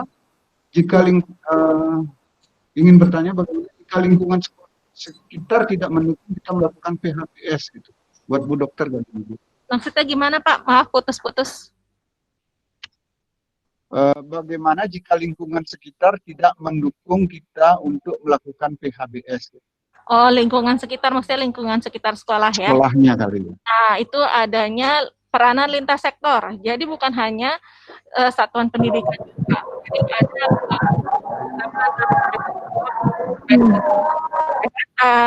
siswa, guru, maupun juga lurah dari tingkat lurah, kecamatan, dan lingkungan di luar sekitar sekolah itu harus sama-sama ya. Sinergi ya. Bersinergi. Jadi bukan hanya satuan pendidikan di situ yang melakukan PHBS, begitu Pak. Baik. Kemudian ada Miriam Aselma bertanya jenis olahraga apa yang baik yang mengalami anemia. Sudah anemia dia pengen olahraga Bu. Pengen olahraga ya itu dikembalikan lagi ke kemampuan fisik adik-adik remaja ya. Kalau yang baru mau memulai aktivitas fisik bisa jalan di tempat bisa atau jalan pelan atau lari pagi bisa ya di sekitar rumah ya, apalagi di masa pandemi ini. Kalau untuk memulai aktivitas ya, kalau adik rasa pusing ya jalan di tempat atau gerak badan seperti senam peregangan itu nggak masalah, yang penting menggerakkan badan gitu ya. Baik, kemudian ada pertanyaan menarik dari Pobi Bu. Kesulitan makan pagi akibat jam sekolah yang mulainya lumayan pagi katanya. Ini mungkin nggak biasa sarapan kali ini. Kira-kira? Ini bisa disiasati ya Pak ya. Apalagi nggak sempat sarapan pagi ya dibawa aja menu sarapan paginya dimakan di perjalanan. Begitu Pak, siasati aja. Daripada nggak makan Pak. Penting lambung nggak kosong itu aja. Iya. Adik Pobi ya. Kemudian Lusmi Muhammad. Di masa remaja apa yang mempengaruhi tinggi anak? Apa dari diet, apa dari pola makan kesehariannya? Yang mempengaruhi tinggi anak itu banyak faktor ya Pak ya. Bisa dari keturunan, misalnya orang tuanya udah tinggi-tinggi, akhirnya anaknya jadi tinggi ya. Atau dari aktivitas fisik, anaknya suka berenang, suka olahraga seperti basket, itu bisa menambah tinggi dari remaja ya. Baik. Banyak faktor Pak, banyak faktor. Ya, dari asupan makanan juga bisa. Baik, terima kasih Bu Dokter. Kemudian dari Haikal Ritonga, tapi kayaknya ini sudah dijawab sama Pak Widodo tadi. Andai kita melanggarnya dan belum mencapai usia 17 tahun, jadi sudah dinyatakan sebagai dalam Undang-Undang Perlindungan Anak ya.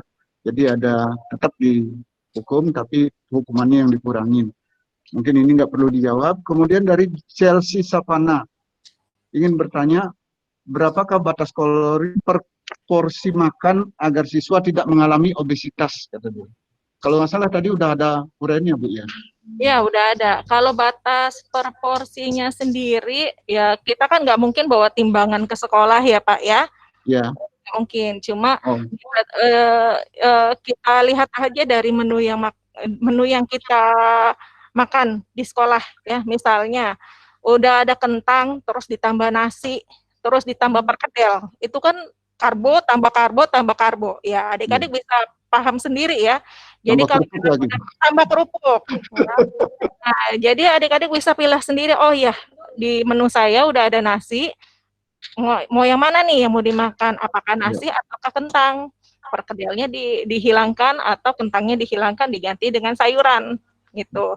Lalu ditambah apa nih yang kurang? Wah, apalagi yang kurang? Oh mungkin ikan. Kalau nggak ada ikan ganti telur. Kalau nggak ada telur ganti daging. Gitu. Yang penting lengkap Pak. Jadi jangan double-double. Udah nasi, kentang, perkedel, lalu kerupuk. Nah itu kan karbo tambah karbo. Gitu ya Pak ya. Atau dua-duanya diganti semuanya jadi Indomie Bu. Nah, apalagi itu ya Indomie pakai cabe gitu ya Pak ya. Itu menu remaja banget ya. Ya boleh sekali-kali tapi jangan keseringan ya Pak ya. Iya baik Ibu, terima kasih. Bercanda Bu. Kemudian ingin bertanya, selain makan makanan yang berlebihan, tadi sudah. Kemudian bertanya langkah-langkah pencegahan anemia tadi sudah juga. Kemudian seperti berapa kandungan karbohidrat yang kita penuhi tadi sudah. Kemudian ketahuan wanita mengandung. Oh ya, apa langkah yang dilakukan ketika ketahuan wanita yang mengandung? Kalau wanita dewasa sebenarnya nggak ada masalah ya. Mungkin Nggak ini ada masuk ke, masalah. ya. Kalau anak sekolah kali ini pertanyaannya Nah, jadi biasanya untuk remaja ya, apalagi remaja yang masih sekolah, biasanya itu mereka cenderung mengucilkan diri, jadi pemurung. Nah, itu biasanya teman-teman sekitarnya kadang nggak melihat perubahan itu, ya. Cuma ada baiknya di salah satu, misalnya si A dekat dengan si B. Nah, si B ini harusnya yang peka, ditanya dari hati ke hati atau empat mata. Jangan di kerumunan orang lalu kamu lagi hamil ya. Nah, jangan seperti itu. Tapi dari hati ke hati.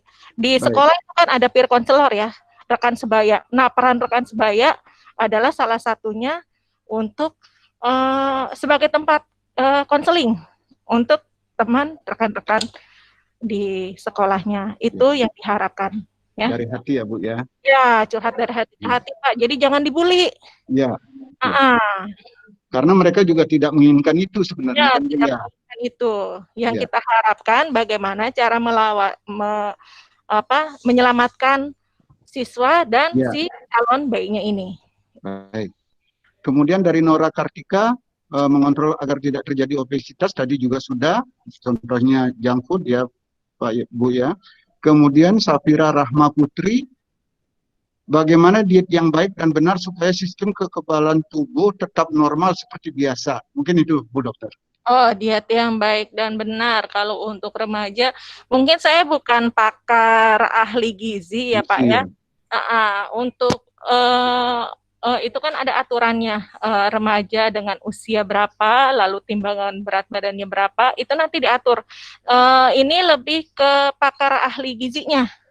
Jadi dia dikonseling ke ahli gizi. Jadi ahli gizi akan menimbang si remaja ini sesuai dengan timbangan berat badan dan usianya, mana kebutuhan yang harus dia konsumsi, menu paket apa saja yang harus dia makan, dan yang tidak boleh dimakan. Begitu. Lebih ke ahli gizinya ya Pak ya. Baik, karena memang pertanyaannya masih banyak, mungkin kita kasih kesempatan yang langsung bertanya di forum ini. Silakan menyampaikan nanti sambil cari-cari pertanyaan yang kira-kira beda atau memang ininya lah perlu pemahaman gitu. Coba teman-teman yang adik-adik yang pengen bertanya secara langsung ada?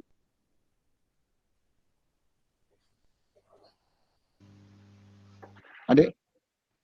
Oh iya. Halo. Halo. Assalamualaikum. Waalaikumsalam Ibu. Ibu Ani. Saya dengan Ibu Ani ya betul. Ya. Ini mau minta saran dari kalau Ibu izin Bu, dari mana Bu? Saya guru SMA Negeri 4 Pak. Iya. Iya, mohon izin Bu, mohon maaf. Kepada Ibu dari Puskesmas Jakarta Pusat, kami dari SMA 4, mohon sarannya. Beberapa kali memang sudah ada penyuluhan sering ke SMA Negeri 4 ya Bu ya, untuk menanggulangi tentang keluh kesahnya remaja di SMA dan tentang kesehatan remaja juga. Itu ada istilahnya PK Puskesmas Peduli Remaja itu Bu ya. Dari Puskesmas ya Bu ya? Ya, dari Puskesmas. Itu kami mohon sarannya dari pusat, mungkin di Jakarta Pusat ini mungkin diberikan jadwal khusus gitu Bu ya. Ada semacam jadwal keliling dari pusat untuk Puskesmas keliling ke sekolah-sekolah untuk membantu konseling kita. Jadi BK di konseling kita itu kan di sekolah memang sudah ada jatahnya, megang satu guru pegang sekian.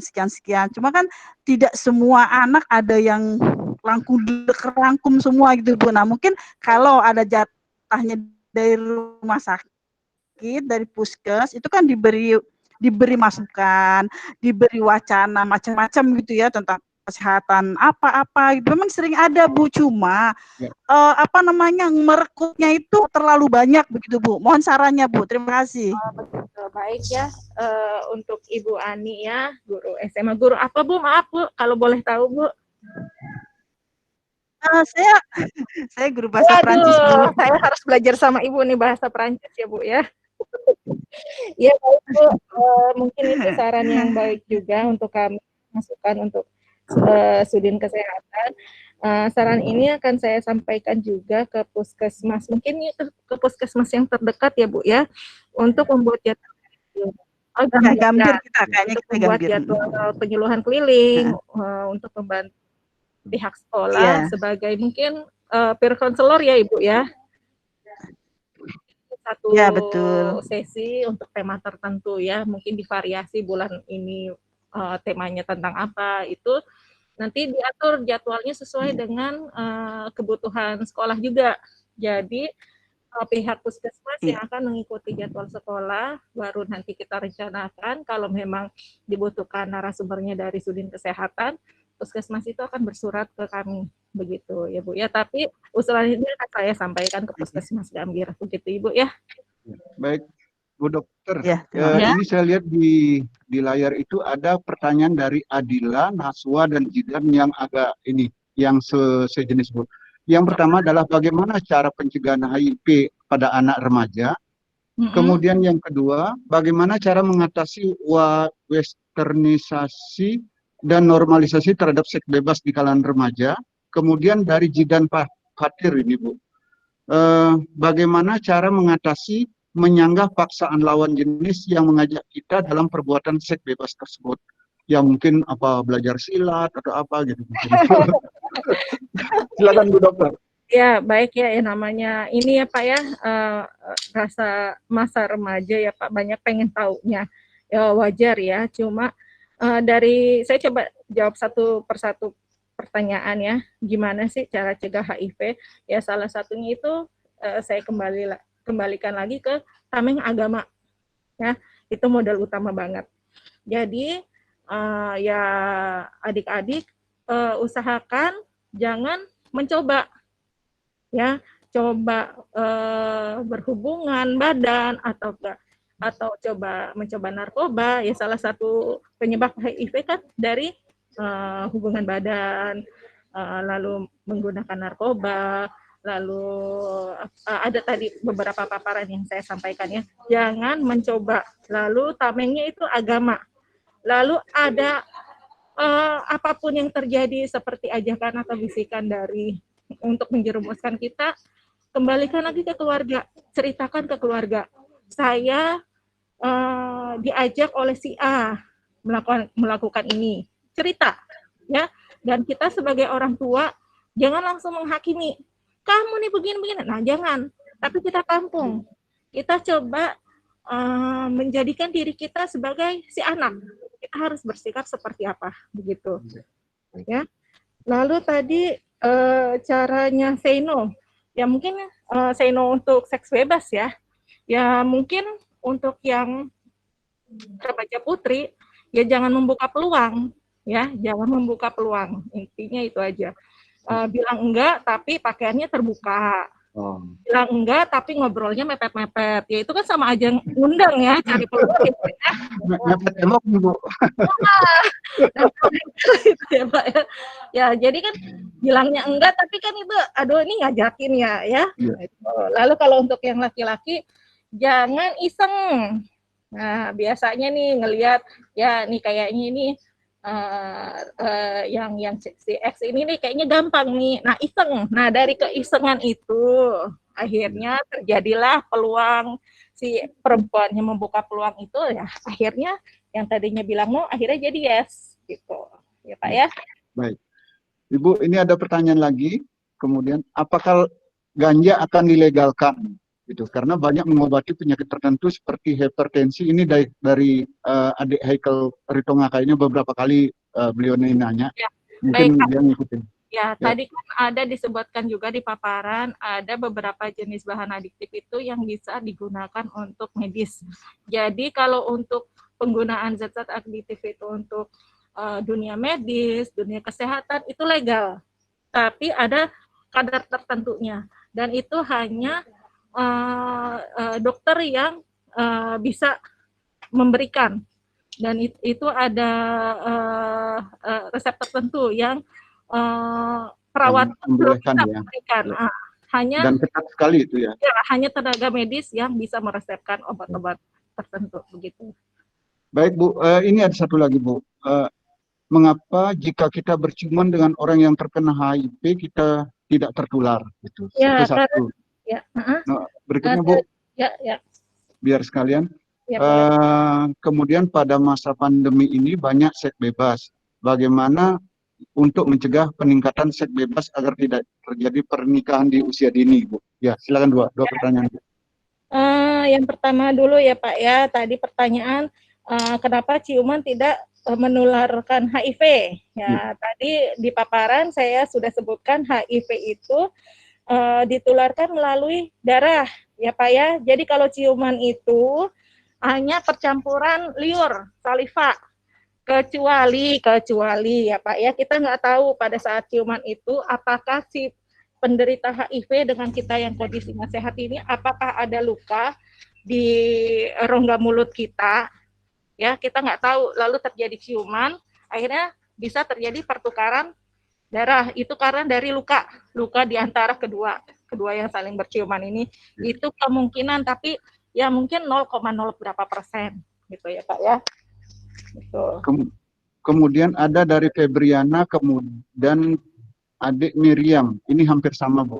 Cara pencegahan remaja mulai candu dengan obat-obatan terlarang ini hampir sama Pak. Kira-kira seperti apa Bu? Cara mencegahnya ya, apalagi ini di rumah ya, adik-adik remaja sekolahnya secara daring, ya banyak beraktivitas, ya banyak melakukan aktivitas, adik-adik pengguna sosial media, coba biasanya ide-idenya banyak kreatif ya. Yang sekarang nih yang lagi ini TikTok, coba bikin TikTok yang sehat, ya ajak teman-teman, ya itu salah satu aktivitas yang paling efektif untuk mencegah dari salah satunya seks bebas.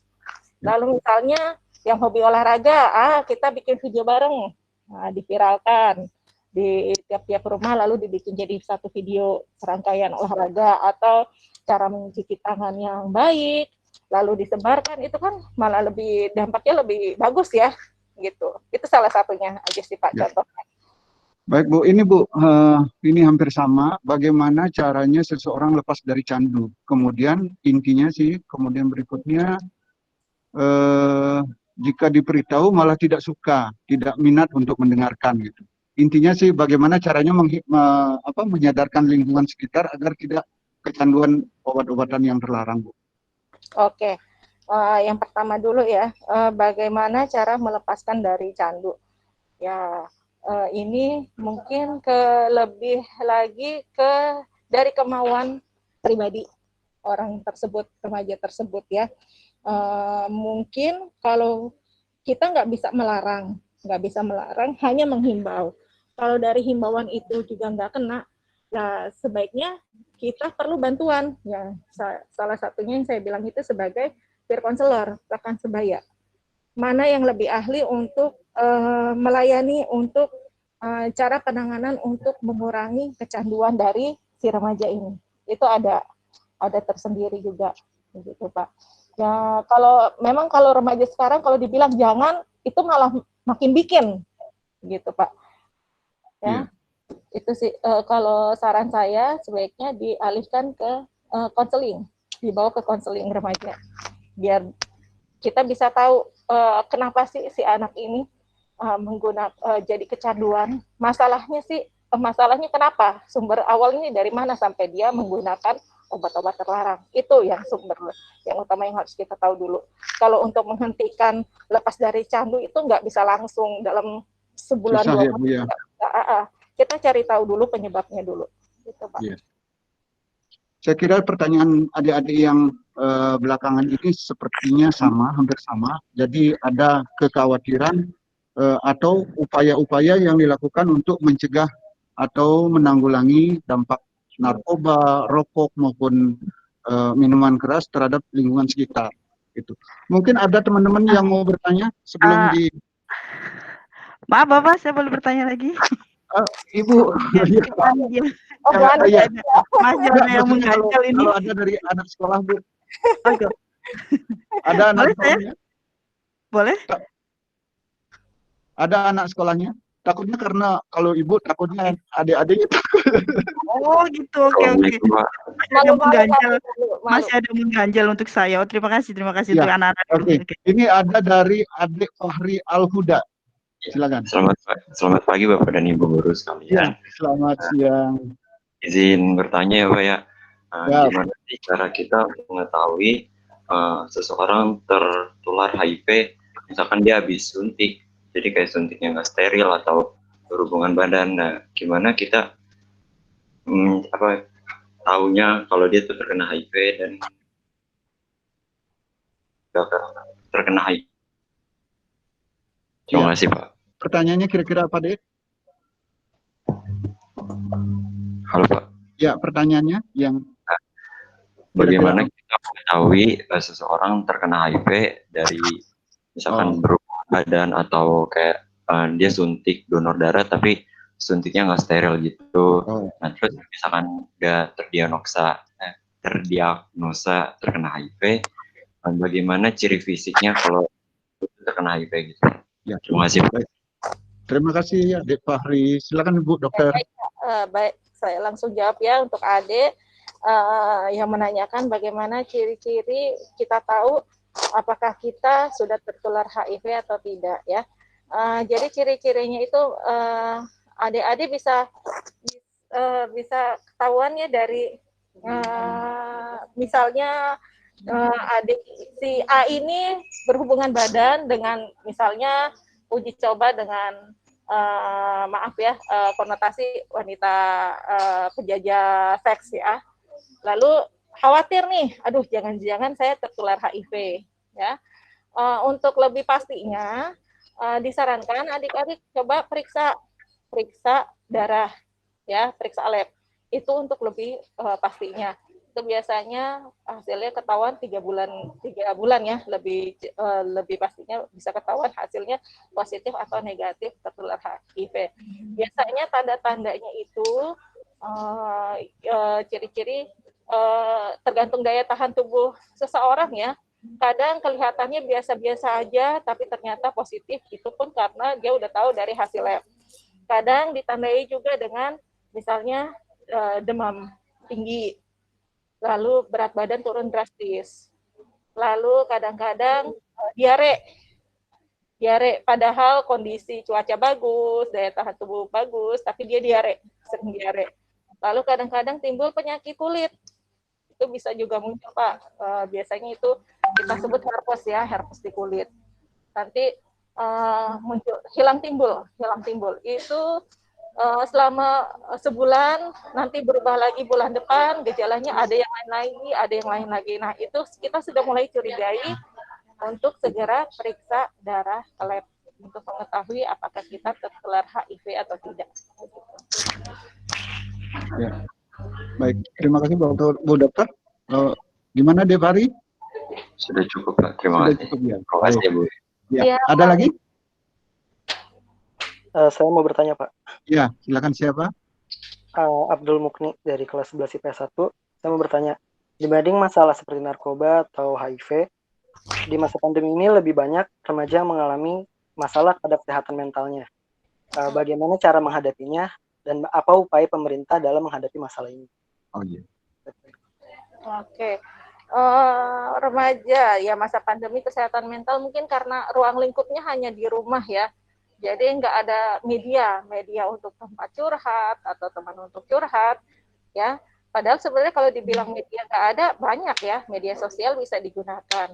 Mungkin caranya yang remaja-remaja ini kurang jeli atau kurang bisa memanfaatkan situasi selama pandemi ini.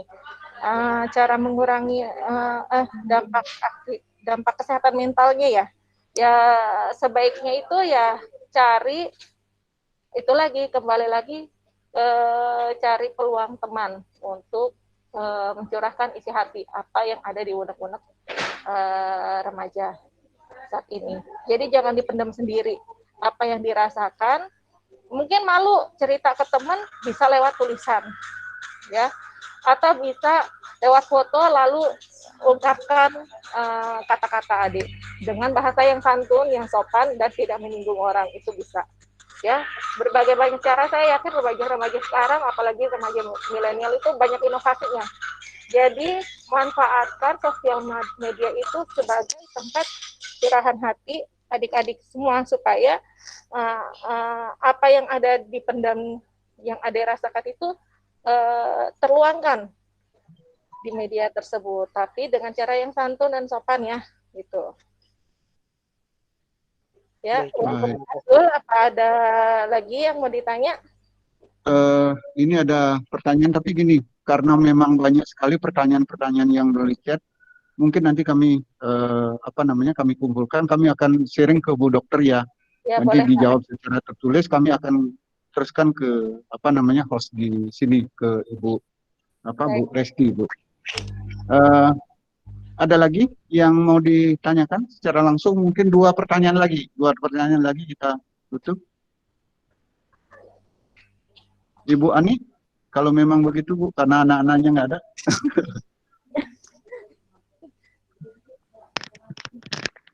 Oke, terima kasih. Hanya mungkin saran saja dan minta masukannya. Begini Ibu Dokter, apakah ada, kan setiap tahun ajaran baru itu ada dari Dinas Kesehatan itu kita diberi semacam vaksin apa gitu, saya juga kurang paham ya karena saya nggak sampai ke sana gitu keilmuannya. Jadi diberi vaksin untuk kelas 10, 11, 12. Yang saya tahu vaksin itu untuk bekerja selama ini ke 5 tahun ke depan, ini 3 tahun ke depan. Nah, saya mau tanyakan, ada nggak sih Bu vaksinnya HIV untuk remaja-remaja sekolah ini gitu loh, sekolah vaksin HIV. Terus kalau misalnya ada, apakah sudah berjalan gitu untuk yang ke sekolah-sekolah? Ya, itu yang pertama. Yang kedua, berkenaan dengan narkoba ya Bu ya.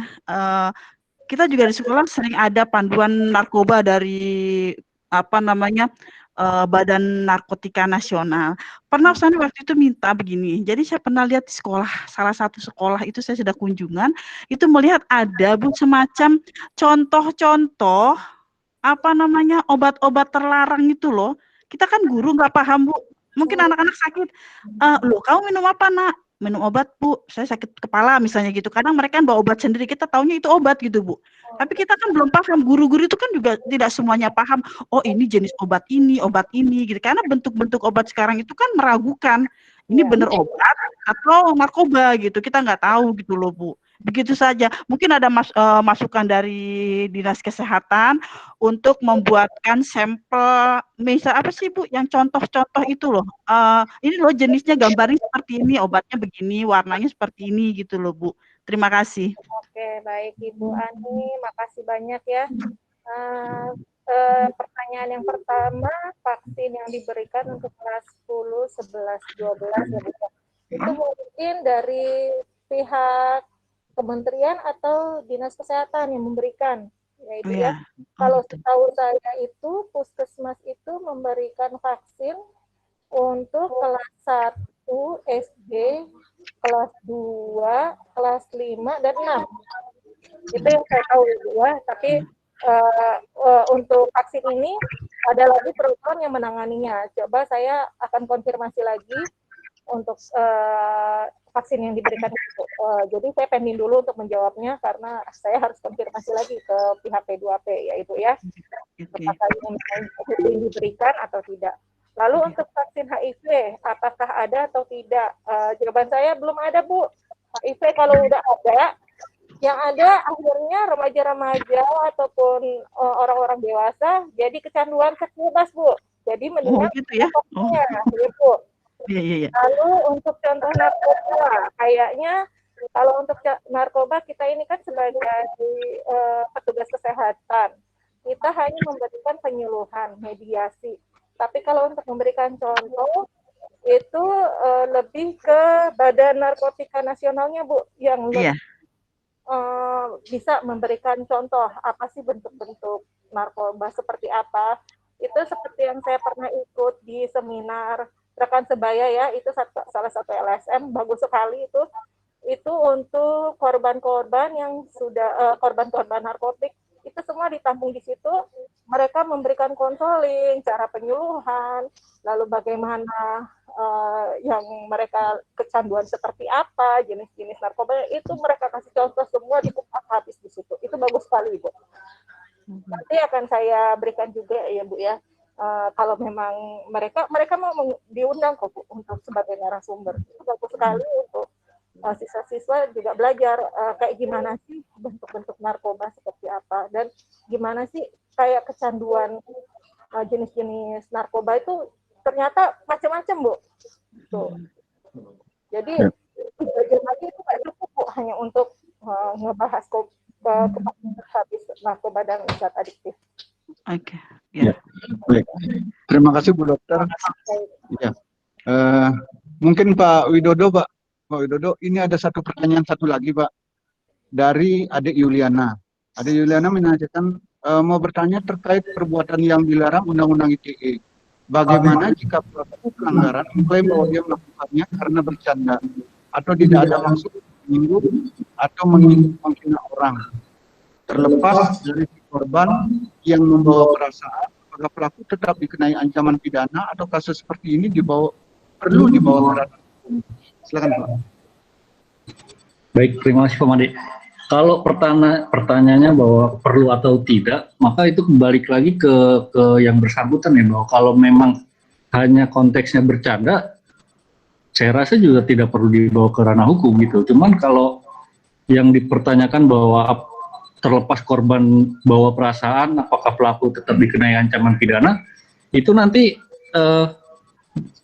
fakta-fakta di persidangan nanti yang bisa bilang ini terdapat unsur pidananya atau tidak, Pak. Apakah murni hanya kritik ataukah murni hanya bercanda? Nanti fakta persidangan sih Pak yang membuktikan bahwa itu berunsur pidana atau tidak. Mungkin seperti itu. Baik, terima kasih adik-adik semuanya, bapak-bapak, ibu-ibu, kemudian bapak-bapak dari Kanwilham, kemudian dari Sudin Kesehatan Jakarta Pusat, Bu Dr. Rahma. Karena waktulah kami akhirnya kita berpisah, karena memang saat ini sudah menunjukkan pukul hampir 12:30. Kita akhiri penyuluhan pada hari ini, tapi secara secara pribadi ataupun secara tim kami sangat puas di Jakarta Pusat ini karena responnya demikian tinggi dan sampai kami agak kewalahan untuk menanggapi semuanya itu. Itu artinya bahwa ada keinginan, ada kemauan dari teman-teman semuanya, adik-adik semuanya untuk mengetahui yang belum diketahui. Kami yakin bahwa SMA 4 ini adalah sekolah yang benar-benar religius ya. Karena kebetulan anak saya juga sekolah di sini, terus kemudian saya lihat kesehariannya itu religius banget. Jadi apa yang tadi ditanyakan itu hanya untuk tambahan pengetahuan. Jadi kami yakin anak-anak semuanya di SMA 4 ini adalah anak-anak yang taat kepada Tuhan Yang Maha Kuasa seiring dengan perkembangan zaman. Akhirnya kami dari bagian hukum Jakarta Pusat mengucapkan terima kasih kepada bapak-bapak semuanya, kemudian yang tercinta adik-adik semuanya yang telah memberikan responnya, kemudian sampai saat ini bisa bergabung dengan kami. Terima kasih Bu Dokter, kemudian Pak Wahyu dari Kanwil, kemudian dari Pak Anto, kemudian dari Bu Ani yang dari guru SMA 4. Kami ucapkan terima kasih. Wassalamualaikum warahmatullahi wabarakatuh. Terima kasih, salam sejahtera dari kami di bagian hukum. Terima kasih, selamat siang. Waalaikumsalam warahmatullahi wabarakatuh. Terima kasih. Waalaikumsalam. Terima kasih Pak Made. Waalaikumsalam. Terima kasih Bapak. Terima kasih Pak. Adik ya. Sampai kembali ya. In live ya Pak. Terima kasih Pak.